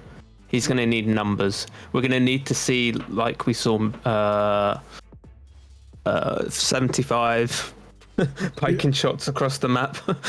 yeah. In the Reaper asking me if we can have a personal game after. I don't know if after, because it's already 12:30 my time. So if I start a game like in, let's say this game finishes in like an hour, it will be, I'm gonna finish that game at like 6. So I don't know if I have the energy in me. Although I do sometimes do play on CPL, so I do try to stream those games if I get the chance to.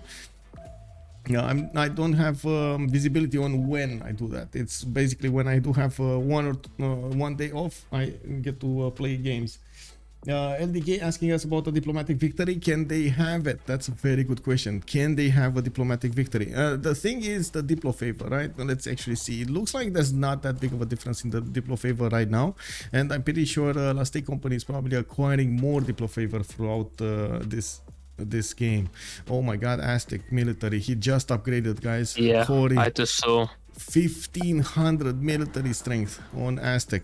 All of these and he guys. gets rifling next turn. He's not too far from tanks. Yeah. Bonsoir, Jules. How are you doing, sir? Comment ça va? Comment ça va? I do see Gran Colombia did manage to push back Khmerian units and took down quite a few of them. Now there's a push from England trying to contain Khmer as much as possible. There is a safety settler also from Raym already moving to the east side somewhere. They did not actually manage to take Lahore down. Lahore was too strong. I don't know why I said string, but sure. Did you find the game to cast tomorrow? Yes, sir. CPB versus Last Day Company tomorrow. It's going to be a training game. Started up a little bit later, 1845 GMT. And I'm going to make an announcement soon on my Discord. Thank you so much, CC Pod. Also, good evening, sir. Seems nice game. Yes, it is. Yes, it is. The Colombian escape settler. Where did you see that, by the way? Is it in build? Yeah, there we go. Caracas, getting to build that escape settler for Colombia. He's gonna try to move it as quickly as possible behind the safety of his big brother over here, England. Also, Gran Colombia is about to be in a lot of trouble. Yes, he is. Oh my god, look at how fast these cuirassiers are moving, and they do two-shot the coursers of Gran Colombia. This is going to be quite deadly here if Gran Colombia is not careful to keep as much time as possible them in the chokes, so they cannot deploy multiple units to attack into one, and of course overwhelmingly do the damage against him. Let's see. He's doing a good job keeping them out of the vision of Gran Colombia currently as well. Gran Colombia actually doesn't know they're on the way yet. He can see the knights. He does. He sees the knights. One of his coursers died here. Like, see what the military engineer is building the road. One of his coursers died there. That's why the knights are actually low HP. And of course, he sees 1500 military. Like, there's no other He's gonna direction. know. Yeah, he's gonna know. Now we do need to see what Killayad is going to do here with his tank attack against Portugal. I'm not that convinced the package shots are going to be able to withstand them. We've seen it multiple times that package shots do die to tank wars. In certain situations, they do get taken out really quickly. Now Killayad is trying to get in camel training project, so he has access to one of these great generals. Rani Lakshmi Bai is going to cost him 270 points if he actually wants to get one of these. And he is harbining a lot more tanks if he has the extra time to put into some artilleries as well. Getting artillery cores is going to help him out do the damage against the city strength of Portugal, which I'm pretty sure is going to be tank strength by the time he gets there. Which also begs the question, why is Picfix going scientific theater? Does he want 80 crews? I think so. Yeah, 80 I crews think so. come out of chemistry, and they should be able to withstand the tanks. Well, they're not going to withstand the planes, don't get me wrong. Like, the planes coming out from Persia are going to 100% finish off Portugal if need be. But they will withstand the tank attack. It was only a matter of time until the Aztec built a military to deal with Gran Colombia. Yeah, I agree. We do see him trying to build up more of these military academies, and unfortunately he doesn't have tanks, but I guess this technology is gonna be okay to go against Gran Colombia here. I'm actually curious. Gran Colombia is not that far away, but not that close either to get to military science to discover Llaneros, and we're gonna need to see if he's gonna get another wave of units so he can build Llaneros, upgrade them. I see project from Persia. He's going to pick up the Diplo scientist. It's up now. Oh, Noble. Wait, Noble is... Oh my god, Noble. Yep. He's on the way. And he's like one-turning all of these projects. Man, this production. Look at what production gives you guys. Such a big flexibility in your empire. Killayad also coming up from Persia. He did finish a Statue of Liberty, getting 13 out of 20 diplomatic points. This is definitely a lot of pressure on their opponents to try to get this win stopped somehow, like this diplomatic victory stopped somehow. And if they don't manage to actually get enough diplo favor point per turn, well, their only option will be to take out their opponent's players.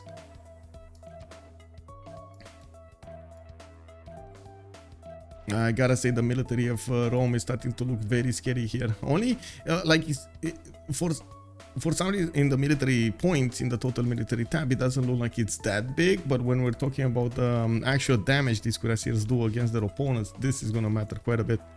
And they're already cores, you know. Yeah. Wait until their armies. All right. Yeah, we'll see. Well, I mean, he only has 75 culture attempt. That's actually, I think, the only mistake that I can see over here. Like the only difference that I can see in Rome's play. We didn't have theater squares being put down to actually generate some culture, like 1 or 2. I'm not saying, you know, like spam them out, just 1 or 2 to get those books in and try to get the culture going. That would have mattered so much. I'm pretty sure he already... I don't know if he picked up Scorched stuff. I don't know if he did, but he's at, you know, urbanization. He's not too far from a mobilization. Yeah, not too far.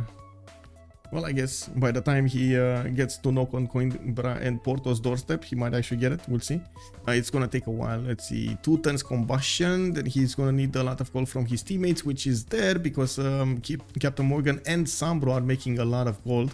616 from Victoria, and we do have CaptainMorgan on 583. It matters so much that they did actually manage to get these coastal trade routes going between them and put Reina in both cities. Very nice, very nice. Actually, Persia has Reina, the other cities don't. It's fine. Now we also have SunBro starting to get his science going with multiple labs coming out of his cities, and I do see Phoenicia did plug in a spy in there. We do need to see him. Oh, it is gonna be some form of a tank attack here. Military engineers starting to build the infrastructure, the railroads to the east side, and that only means one thing. They're gonna try to go against Khmer, and then of course follow up on Talasta. Talasta here with Phoenicia. Yeah, I think that's a smart move. I think they want to get him out of the game now, I think, but he's already escaping. You know, like we saw, he's going into the back of Dido's land. Yeah.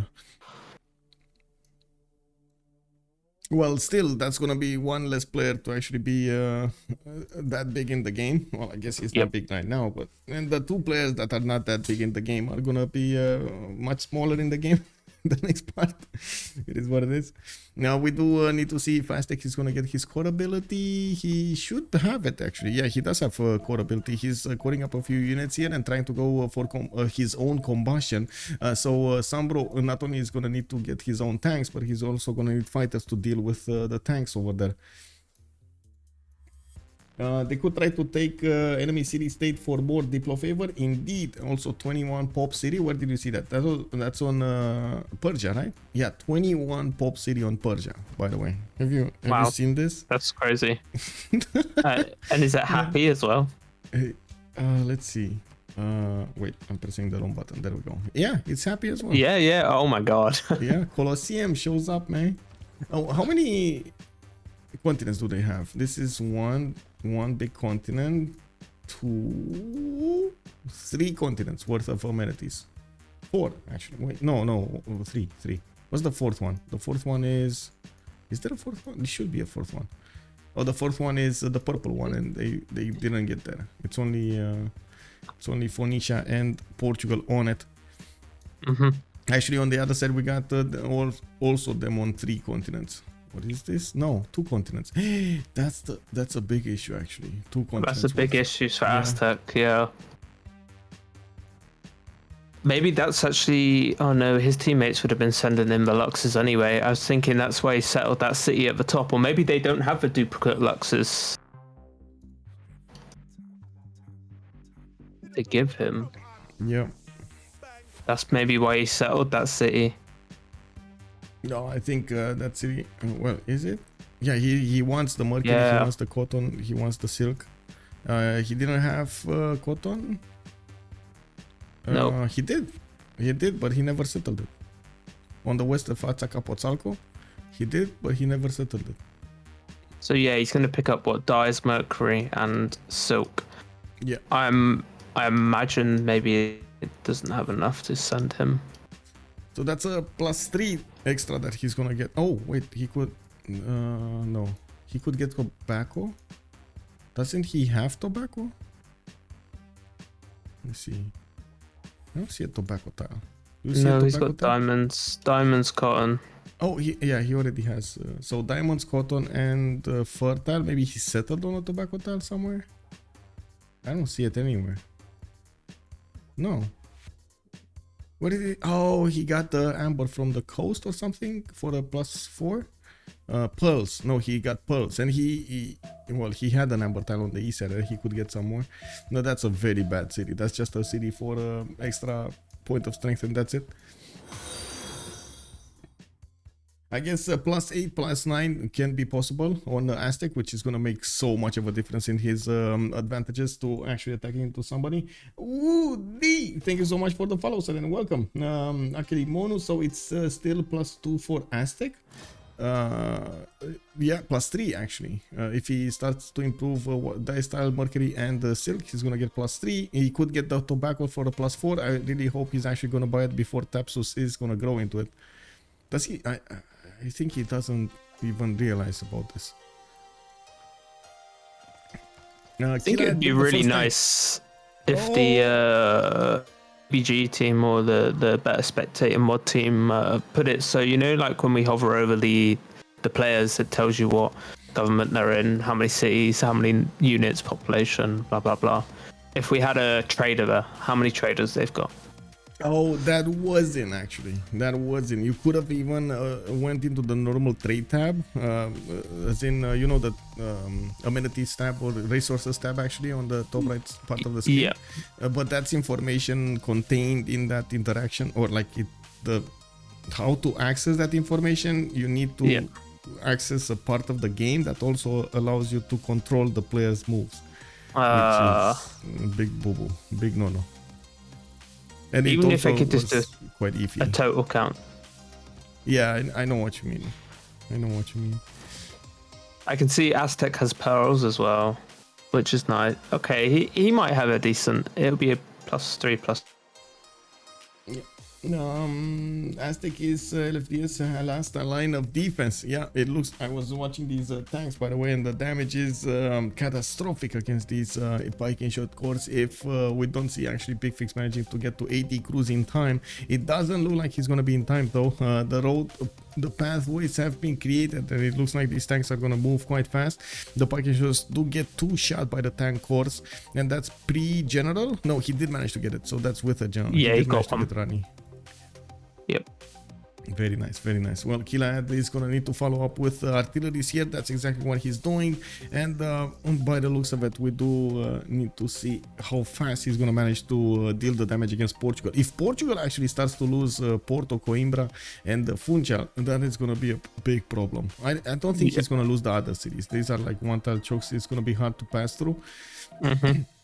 Yeah, easy to block with planes. Hey, if he can get flight 80 crews. and 80 crews, he can block that so easy. I don't know why Dido's not projecting for scientist here. It's quite important to try and block the opponent's win con. It's just too late now. This is gonna be what, 14 points for him? This is a total of 14 points. Yeah, 14 out of 20. So it's still 2 congresses with or without the noble scientists, but that's, I guess, makes it easier for each congress. You don't need to get that many points. And I do see campus research projects coming out from Persia. He did manage to build quite a few of these aerodromes, and I do see a settler moving to the west. You see how he's positioning it first. Oh, I see what's happening over here. They're building a road to Persia. He's gonna come and help. Yeah. And those bombers are gonna come knocking on the doorstep of Portugal very quickly here. Oh, chemistry coming up next then from Picfix. He's gonna get 80 crews for the defense, and that's actually gonna equal out the tank damage. Over here. He last moved in. Yep. Yep. Well, last moved in. Not really last move, but sure. He moved in. He moved in. A statue of Zeus also coming out from Porto. He's gonna get less production toward, well, I should say more production towards those AD crews, hard building them, and get a few free ones. It's gonna be quite nice to actually have the extra benefits. We do need to see how fast the Killayad can actually do the damage here, especially without that much time to begin with. Well, I do see a general did get picked up by Picfix. He did manage to get Dandara, and we're going to need to see how he's gonna try to follow this up as a defense.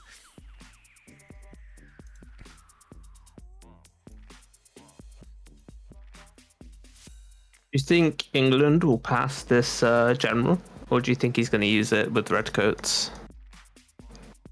I mean, as much as I would love to see redcoats on the map, I don't think it's going to happen, man. No, I think it's fighters, bombers, and probably helicopters. He's definitely building the infrastructure to do something here. Yeah. I mean, he's connecting his empire to Khmer. He wants to be fast on this. He's preparing in... and I see planes. Yeah, planes are going down. Yeah. We did have a question here. Tizui asking, is a statue up? A statue was already built by Persia. It's over here. With Kilva Kizivani also finished up over there. That Kilva is gonna also allow them to take over or keep a city state in their grasp. Again, massive advantages when it comes to the Diplo favor. It looks like they didn't actually manage to get that much Diplo favor. It's still looking for DShark that has a significant amount. Okay, 80 crews coming around. These are actually gonna withstand the tanks, no problems. It looks like the 80 crew is 119 versus the tanks 108. The tanks did try to get in to destroy as many of them, but Portugal was just on time. Unbelievable timing coming out from Portugal. Very well. Exactly. Very well. Yep. Yeah, he did very well to get perfect. This was like yeah, no comment. Perfect. And now he'll go back towards steel, you know, which Aztec's going to boost in 3 turns. Yeah. We do need to see how fast CaptainMorgan can actually get those planes in the air and get those bombers. I do see in the tech side he is going for combustion now, mobilization. I did see he's getting a few biplanes on the west side here, still going for his campus research project. So, you know, he did get noble. He did get noble. Okay, so we do need to see how he's going to follow this up. Why is he still getting campus research projects? Is this just... Oh, he wants computers or something? Come on. Computers is next. I think England will get that though. Yeah, England. Come on. Likewise, whatever. Maybe he's just, you know, totally forgot about this or something. I can see Aztec is making the moves. He is pushing in. Oh, there's quite a defensive army screen being put up here with pikemen. It looks like all of the cities of Gran Colombia are building a lot of pikemen and they're trying to use the river defense as much as possible. Cuirassiers are 81, pikemen only 72. Yeah, that is a problem. That is a problem. Oh, wait, no, that's a man at arms actually. Okay. I was like for a second there I thought, oh, he actually has piking shots. Why is he not using them? But no, he's like 4 turns away from getting piking shots, which will help him to defend against Cuirassiers. You've seen the piking shots. Advanced flight, 1 turn. Yeah, CaptainMorgan, man. It's the science on CaptainMorgan is incredible. 600 points. That's huge. Yeah. He's double Portugal, like in everything apart from gold. Portugal did well though to climb back up to, you know, nearly 600 production. Yeah, 537 right now. Talasta 380, Cody 278. Still, the production difference between them was quite big for the game. I do see they did manage to catch up or keep up actually in the science screen with a totally different development of the empires there. But you know, all in all, at this timing, they're fine. GDRs. I feel GDRs will run this map. Yeah, Portugal will not go down without a fight. Yeah, Portugal will not go down without a fight. That is so true. He's bringing frigates to the coast as well to try and just tap these units a little bit. The artilleries are on their way as well from Rome's land. Well, he's doing quite a bit of damage with the artillery cores against the AT crews, especially if they're not positioned on the hills over there or in the forest. In this floodable terrain, they're actually quite, I would say, in danger. We do need to see if Killayad is going to manage to get enough of these artillery cores on the front line, and I do see frigates are starting to come around. These frigates are not going to be that valuable, so I do have to point out they do get one shot by these artillery cores. It's dangerous. I think he's trying to damage control here. He's trying to kill that crossbow before he gets the chance to upgrade it. Yeah, probably.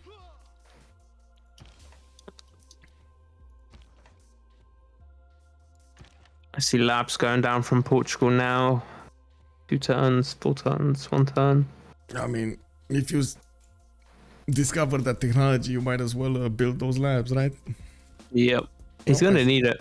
I see Terracotta Army also got put down here from Rome, 4 turns away to finish in the city of Ravenna. More artillery corps coming up from his cities. 4 more actually, 5 more, 6 more. Ooh, 6 more.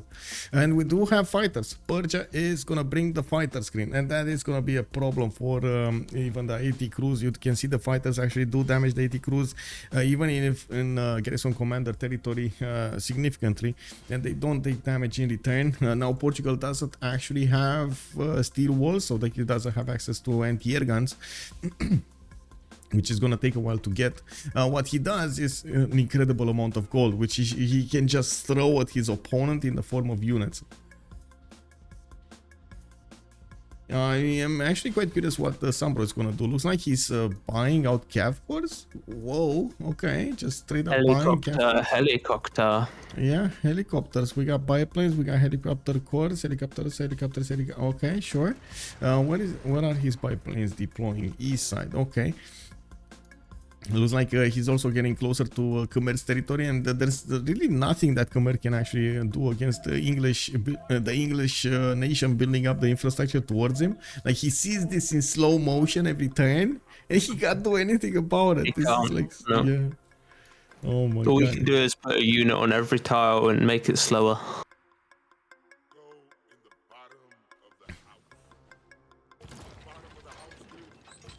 Okay, 180 crew down. That's the first one taken out. Okay, pretty good, pretty good. We do have Rome also retreating his crossbow corps, promoting it. First plane in the air.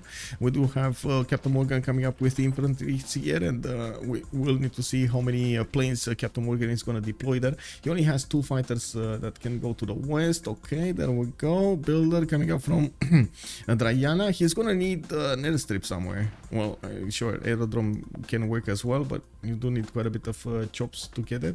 And where is... oh, there we go. He has a military engineer in Passagat. He's gonna move it. And bombers, by the way. He's 2 turning bombers. 3 turning bombers. 1, 2, 3. And I told you, man, these guys are bomber fans. You know, and bomber I see, fans. Rome's 1 turn off of mobilization. So we're gonna get some armies now. I think they'll push through.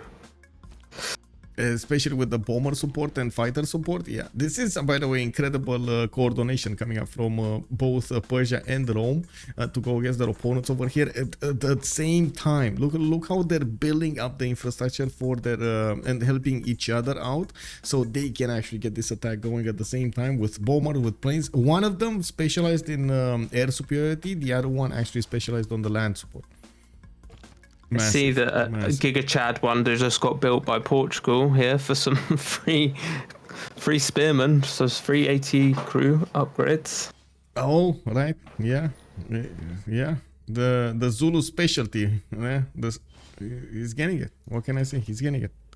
Oh man, these field cannons barely touch the tanks. They're like 68 damage against the tanks, 107.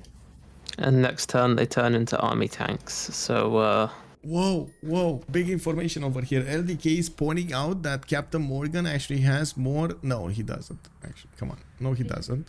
He's on 786 and Picfix is 1040.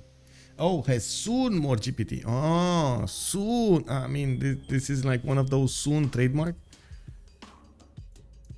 Possibly. Like, even without reform the coinage, I think. Or maybe he's thinking that Portugal is gonna start losing cities. So yeah, in that case, definitely Persia is gonna make more cold. Let's see. Portugal with okay, it's that tobacco is fourth ring. Wait, did I count that wrong on fourth ring? Did I actually count that wrong? 1, 2, 3. No, it's not fourth ring. Come on, man, it's third ring. But Tapsus took the tile. He never bought it. Maraksu, no artillery for Rome. He cannot push now. Yeah, but he's getting the artilleries. They're coming, man. Now we do have CaptainMorgan here with a bit of a problem in his city that he put on the front line with the loyalty, but I guess it's fine. He's gonna grow in 1 turn. He's gonna get more population there, put more pressure. I do see his aerodrome is also 15 turns from finishing, and his builder is helping him out, chop it out. I see. Yeah, I was gonna say I see England's put down an airstrip and fighters have been deployed. Oh, bombers, not fighters, bombers.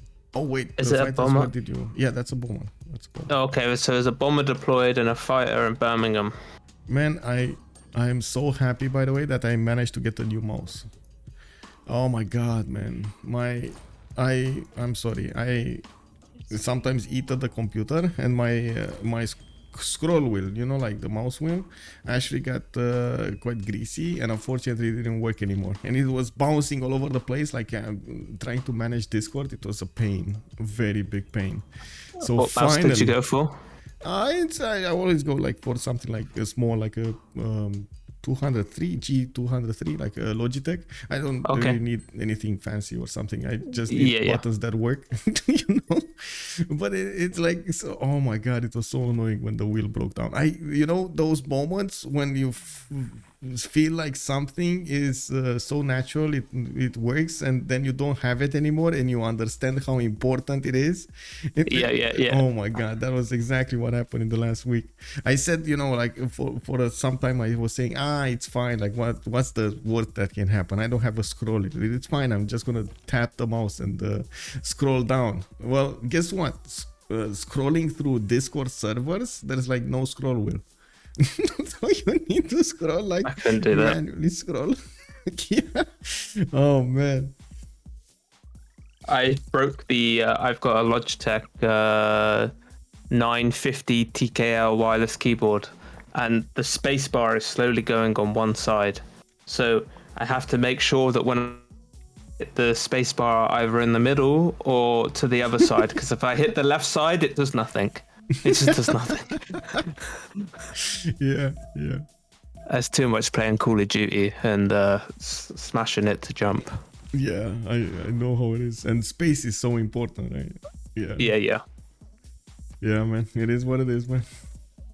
GDR soon being called out here. I think so. Yes? Yeah.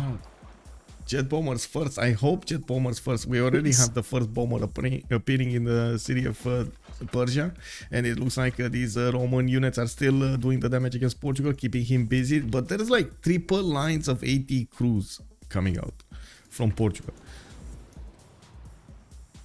He's not going to make it easy for them, for sure. I think he's hoping what he's going to do is going to stall enough time for Aztec to roll through Gran Colombia. Look at these fighters. Like CaptainMorgan fighters can two-shot that yellow HP 80 crew next to Porto. Oh wow. Easy. Like, and now we got helicopters coming up from Persia, and with the bombers attacking into the city strength.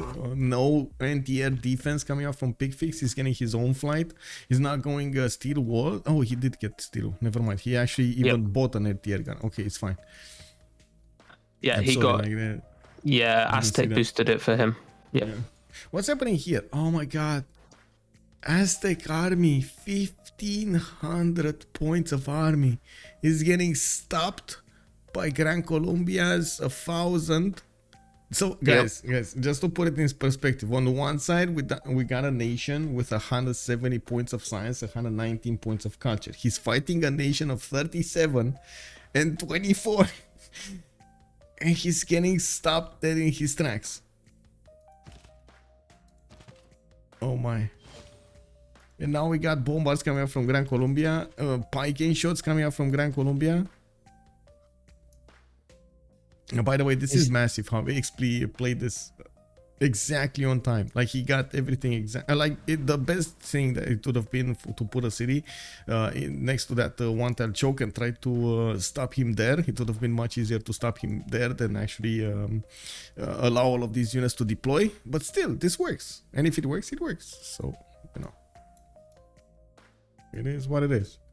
What do we have here? Three, well, I guess air units, well, bomber and 2 fighters are being deployed here in the airstrip of England. I would really hope he's actually going to put a unit on the airstrip, gotta say. He's not scared. He has him pinned exactly where he wants him. Yeah, but you never know when, you know, drunk courser comes around and pillages your airstrip, and then you're Pikachu, where my plays at?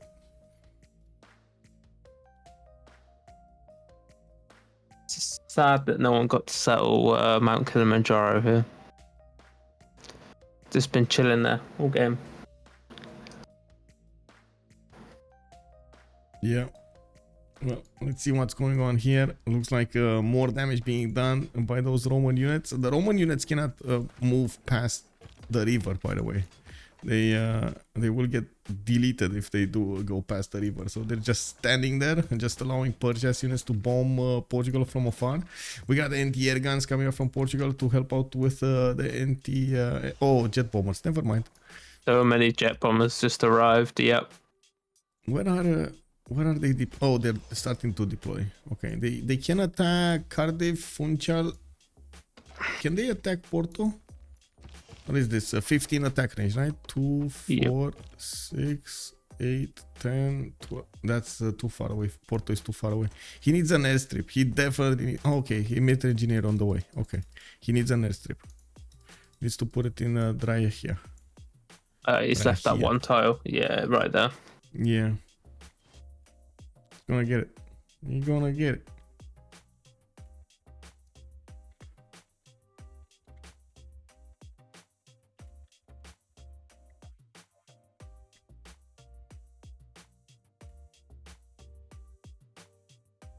Oh, England's actually put a second airstrip down as well, slightly north of his last one.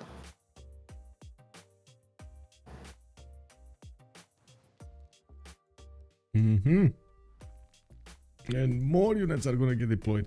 I gotta say, one bit of a problem with these airstrips being deployed, you really need to upgrade your units before you deploy them. And England doesn't actually have jet bombers yet. The good thing is the bombers are not going to encounter, or the fighters are not going to encounter any resistance here. Raym is barely getting metal casting, so having a technology like steel is going to be a bit too far away for him to handle, to get to.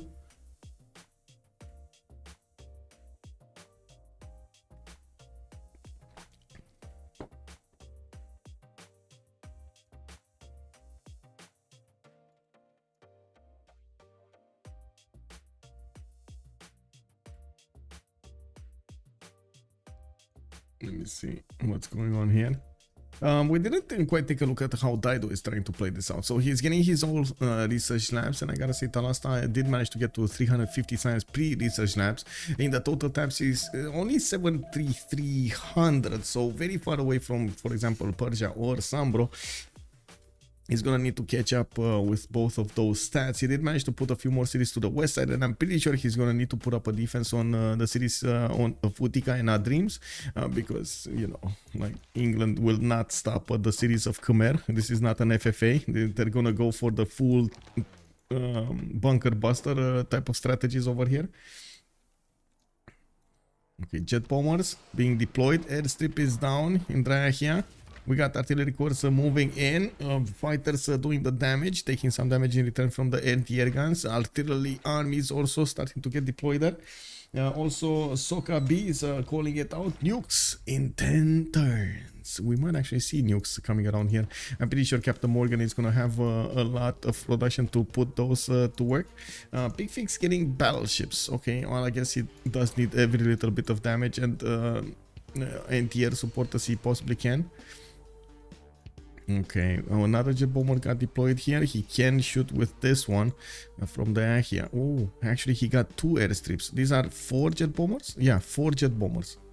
Oh man, this is gonna get crazy really quickly here. Do you think he'll go nukes? I think he'll go GDRs. There's a, I mean, you kind of need nukes anyway, and I'm pretty sure that they're just gonna transition through nukes to GDRs. As in, they're gonna get like a few nukes, get combined arms, get nuclear fission, get lasers and so on, and then build the Manhattan Project. And by the time they get to robotics, they're gonna have a few nukes ready to attack with. Yeah. He also he has giga production, so nukes would be a smart move for him. Yeah, MD Chomps is also pointing out that gold is about the same now. I mean, yes and no, as in they're both making a lot of gold. They don't have a problem with gold. Yeah, in that aspect, yeah. The production difference though, last take on CaptainMorgan we got 700, SunBro is 700. On the other side, the most one is Picfix, and the next one up is 476 Talasta. So the production numbers are just not holding up over here, the same between the two players. And that's one thing that Persia and Raym are trying to make good use out of. Also Victoria on the other side, they're gonna try to outproduce their opponents, which is of course the thing you wanna do. Wait, did Fez just, oh my god, he got the airstrip tile. Oh my god. I think there was a takeover. Yeah, Talasta did actually manage to take Fez away from CaptainMorgan. I would be killing that city state right now. I would be fuming. Like, oh, you're gonna die, bro. Well, I mean, it's gonna be a new city for him anyway, so it's fine. It's fine. Those planes just turned around on that airstrip. They are all pointed at Fez now. Yeah. I don't want to see the majority of the actions here from CaptainMorgan. Looks like he's starting to dwindle the number of the Portuguese AT crews deployed over there on the front line, slowly taking them down, which is, I guess, one more step towards taking Portuguese cities. He raised it. Oh, he's taking Sexy down. Oh, wow. CaptainMorgan fighting Sexy. Well, I mean, that just sounds... Oh, Fez got taken out. Wait, did he? Oh, he took Venice. He raised it. Yeah, he did. Yeah. Well, to be honest, that actually gives him access to another city with a +4 campus, so not that bad in all. We do need to see him getting a few more CAF cores, and I do see Gran Colombia is moving his safety settler over there, trying to stop these Aztec units from moving. We do have Gran Colombia also with a significant amount of pike in shots, but not all of them do have... oh, actually, he's getting pushed back. He's getting pushed back significantly now. Cuirassier Corps did get the charge promotion. Oh no! Xpli fortified. Oh, this is massive. This is, I guess I do have to point this out. You don't want to fortify. You definitely don't want to fortify. When you have like level 1 cav units, especially heavy cav units, because they do get the charge promotion, you don't want to fortify. You're going to give your opponent an extra +10. And that is exactly what makes the difference here. It would have been 81 against 81. That's it. 81 against 81. I think it's going to come and help here. They've put another airstrip down. Are they going to kill Cahokia? I think they're going to kill Cahokia. Cahokia. Where is Cahokia? Oh no, this is Muscat. Cahokia. Yeah, it looks like they are trying to eat the gold of their opponents there. Armit Sauce, thank you so much for the follow, sir. Thank you. Looks like they're also getting to knock on the doorstep of the capital city of Khmer soon. They do have still only one bomber over there applying the pressure on his opponents, which actually might be enough with the fighters taking down the units one by one. We do have Cav Corps able to attack into the city center. Raym doesn't have steel yet, nor is he actually gonna get it anytime soon, so the one bomber will go through the defenses really quickly. And now we do see the city of Sexy going down. Also Tizui, where is Raym's escape settler? It's to the south of Manchester, over here. This game has been designed while Persia made jet bombers and when Aztec got choked out by Gran Colombia. Yeah. Oh my god, look at these jet bombers, guys. Jet bombers. Artillery is coming up from Killayad. One city goes down here. Come on. CaptainMorgan just needs to push Sexy out of the way. No, that just sounds definitely weird. Okay, there we go. It's down. Sexy is down, guys. Sexy is down. We do have Killayad with artillery corps going against the AT crews. Now we're going to need the support help of these fighters to actually help him push through. And of course, Portugal didn't manage to put anti-air guns on all of his tiles. He's trying to hard build as many of these AT crews as possible so he can have strong units to defend with. Fortunately, they're not that strong. They're not strong enough, I would say.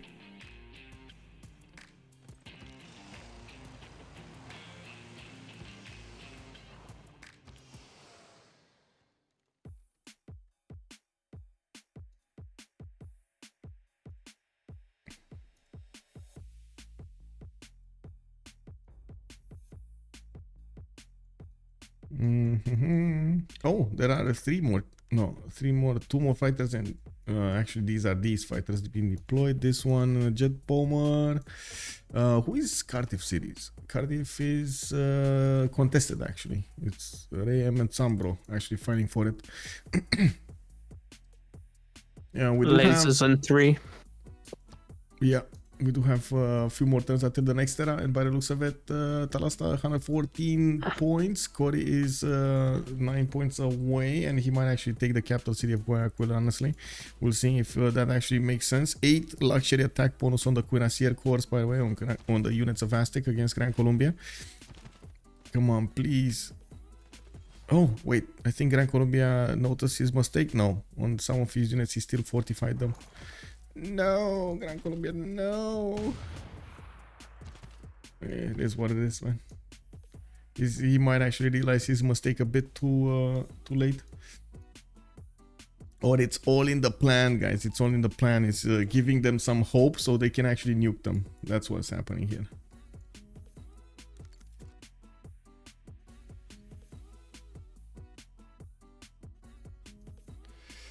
Well, they are behind in science and production, so I doubt that LFDS are gonna need nukes first to be even on the playing field. Yeah, I do have to point out there was a question here in chat about LFDS's win condition. I don't think they can do anything about culture or science or well, maybe science actually, but they do need an insane amount of production, which they don't really have. Diplo is out of the door. The only thing they can play is to delay the Diplo victory of CaptainMorgan. And looking at the Diplo favor here, oh, CaptainMorgan not making Diplo favor anymore. They don't have enough to win the next World Congress, but they might have just enough to win the last vote. And to be honest, that's all they need. Yep. Yeah, it's come down to the point they're burning oil now, and the Diplo favor is gonna start to drop. Yeah. Well, these Persian units are making quick work of the Portuguese ones, and we do need to see the jet bombers getting the promotions. Very important to actually get the promotions to defend against anti-air. We got biplanes coming out from Portugal. Also, quite a few of these battleships are going to come online to help out with the anti-air defense. I think Khmer's going to lose his capital next turn. He's just pillaged this turn. No walls left. Yeah, I mean, these English fighters are taking care of everything. And I see more deployed. We got 2 more bombers and 1 fighter in the north airstrip with 1 bomber and 2 fighters in the south one. So 3 and 3 over here. Now, SunBro is also pillaging Cahokia. Yeah. Did he deploy bombers there? 1 bomber and 1 fighter. Okay, well, not that big. At least Cahokia is under siege now. Okay, sure. Whatever works, bro. I see a second escape setter coming up from Xpli. The first one is getting to Manchester. I can see. I can understand why he's done that, because once he starts to get to Manchester, yes, there is roads in England's land, but where going to settle? You know, the other side of the city-state. Yeah. He's got a far way to go. Yeah, it will take a while there. He can try to jump on the infrastructure of Bristol on the roads over there, try to get quicker, but still, it's quite a pain. It will take quite a few turns. Yep. Okay, let's take a look over here. We do have Persia coming up with nukes in 5. Yes, Manhattan nukes. Project. He's gonna I reckon he's gonna like 3-turn nukes out of that city, out of his cap. Yeah, CaptainMorgan is also 2 points away from getting his next gold on 148 out of 150. Oh. And he dropped. Wow. Oh. Whack, whack, whack. Where's the quack? Where's the quack? Give me the quack. There we go. That's the quack. That's the first drop we've had all game. Yeah, well, it is what it is. Playing on Wi-Fi, man. What can I say? Who was the host? Was he the host? No, he wasn't. No, the host. it's Killayad the host, I believe. Okay. Yeah, it's fine. It's fine.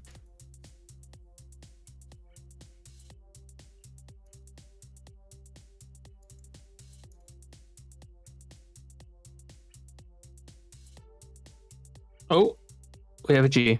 We got a GG. Wow. We got a GG. Yeah. Oh my. Oh my. Oh my. The writing was on the wall. Yeah. Unbelievable win over here. Last day company did manage to sim ahead. Oh my god, this turn actually Persia got jet fighters. Okay, never mind. Now we know. Now we know. Okay, so it looks like last day company did manage to win the tiebreaker against looking for DShark. They are gonna need to fight with the next team up, and we're gonna need to see who's actually gonna win to actually get going in the CWC wildcard. So we're probably gonna have an announcement soon from also Affiliate to give us the rundown of what's gonna happen in the next week.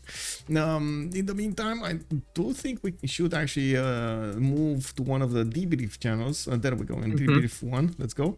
And take a quick hear of what's going on over there for them. I do have to mention, of course, these are both French teams, and they will talk quite a bit in French. So no, we're gonna be happy if they're gonna answer us in a few English questions. Mais c'est parce que je spawn pas ouf, hein. Je pense que tu te rends pas compte, ma B3, où est-ce que je dois aller la settle. Si, t'inquiète, on voit Ugarit, t'inquiète, on la voit. C'est assez catastrophique, mais je pense que c'était jouable. Genre juste le truc de Xpli, il clôt un peu genre les possibilités de revenir dans la partie avec les golds qu'on fait avec l'alliance éco et tout. Parce que ça c'était vraiment cool, je trouve, on a vraiment pu acheter énormément de trucs. Vous aviez beaucoup de golds, on a vu. Ah, vous avez fait une alliance éco? Bah moi je settlais des colons, je classé ancestral choper le port et j'ai acheté les routes co dans la Ah bah ouais, t'as raison. c'était Portugal playstyle, tu vois, mais ouais, ça suffit pas quoi. Genre l'avance, j'étais en retard sur tout quoi. Thanks for the cast, Michael. GG well played, man. Was awesome to see how you guys approached the game totally different with even like coastal nations and so on and so forth. Some of you went for the science, some of you did go for the industry, and the difference between these two strategies was quite important. Also the setup of Killayad, man. The setup of from the beginning. When did you imagine the setup, by the way? When did you start imagining how you're gonna set up everything? For the push, tank push? Not only for the tank, for mostly like your districts, like between your 4 cities in the beginning. Oh, I don't know. Oh, you just put that down. Oh, yeah. Like reflex, bro. It's fine. I got it. I just buy around the turn 30. I just put my government plaza and I sim around it. I think, but it just I don't think much about it. I just know that I will have terms between all my cities, and then my setup was pretty good. But I think for the game I had to push Portugal. Yeah. So I had like a huge industrial zone, but I couldn't go just Indus.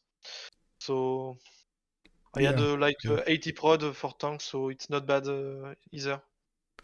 I do have to ask about first of all, why did you keep the map? You saw Aztec one continent, and you saw, of course, you have coastal trade routes between you. Like, was there I mean, the situation could have been much worse. First map was, I think, godlike for us, and Yeah. I think they really should have remapped it. Was kind of Yeah. praying for them not to remap it. And I mean, we see we have a lot of traders. We're kind of packed in a way, and we were just hoping we don't have Persia or Colombia next to us. Unfortunately, Colombia and Xpli like did a great job disrupting all the simming. Yeah. So, and this was like quite difficult to predict. Like the river we're seeing is not a Colombian river, so I mean there was like the map could have been much worse, especially with Portugal Dido. Yeah, for sure. So yeah, I don't know if it makes sense. I mean, the gold generated by you was insane versus their gold. They did get some coastal trade routes, but not. You're basically making like double the amount of gold there for quite a bit of time. Yeah, but we are like we are sacrificing stats for that. Yeah, yeah. But it was like I think because of Xpli, like what he did really kind of not solo win, but was a super important play, like to put pressure on everyone, because we had to spend so much gold defending him. Otherwise, we would have an insane scaling on everyone because of gold. There we had to buy units and so on and so on. It was quite painful to play against. And for the first map was lost, Michael, for us, because we had a really good map too. No, it was good. I mean, for both teams, it was good. I'm actually curious why they did remap this, except because we had aggressive composition and we were all free sims, so Yeah, all our pick was good against early naval war, Yeah. you know, and we didn't see anyone, and I was pretty sure I could not hear anyone, and I think the map was mostly naval, so it was probably very good for them with Dido and Portugal. So Yeah, Portugal and Victoria were on the same sea. okay. Okay, so I was with Victoria, so. Yeah. And I was with Victoria, so. I mean, I could have settled on the sea as well, so it would have been a big Ooga Booga naval. Yeah. Yeah. GG. GG, well played, guys. GG, well played. Ah, vous avez fait une I understand you play Civ Australia now, right? Yes. Yeah. Oh, big matchup. Big matchup. Do not underestimate Sweden against them. Yeah. And Canada as well. Yeah. Cultural victory in general, I would say. Cultural victory. Bullmoose, Canada, Sweden. Fair play, all of that. Well, C'est ce bonne qu'on avait soirée. remarqué en regardant leur game. Bonne soirée. Bonne soirée. Thank you, Michael. Thank you. GG, bye-bye. Thanks, Michael. Bye-bye. GG, well played, guys. So there we have it, boys. Thank you so much, Project Cisco, for helping out with the co-casting over here. I do hope you enjoyed the show. Thank you so much, everybody, for being here and, of course, watching the show, the game between looking for DShark going against the Aztec company. I do thank you for the follows, for the subs, for every support that you gave me over here. I'm so thankful about this. If you do want to take a look at my schedule, I do keep an updated channel on my Discord over here. It's called Upcoming Games, and I do try to put all of the games that I have during the week. I do update this message for a weekly basis. Also on OnSpotTV streams, I do keep the next streams open. Whenever I'm gonna need to finish a stream and I'm gonna need to get a new one, of course, there's gonna be an announcement over here. A new message will pop up, and the new stream will show. Heinig Dave, also have a good day, sir. Have a good day, great day. Thank you. At the same time, if you're coming up from YouTube, I do hope you're gonna throw this video a thumbs up because you enjoy the content. Leave a comment down below, and of course subscribe to the channel. Thank you so much for everything. And if you do want to come on live on the twitch.tv/OnSpotTV streams, you can actually ask me over there live. What are your queries? What are you wondering about? If you have anything to say, thank you so much for everything, and I do hope we're gonna see each other in the next game tomorrow, 18:45 GMT. Shah Special Battleships going against Aztec Company. They're gonna get some screens going, which is basically like a training game between them two, so they do keep their skills up and they do try out the strategies and so on, so they can get better at the game. Have a good evening and bye.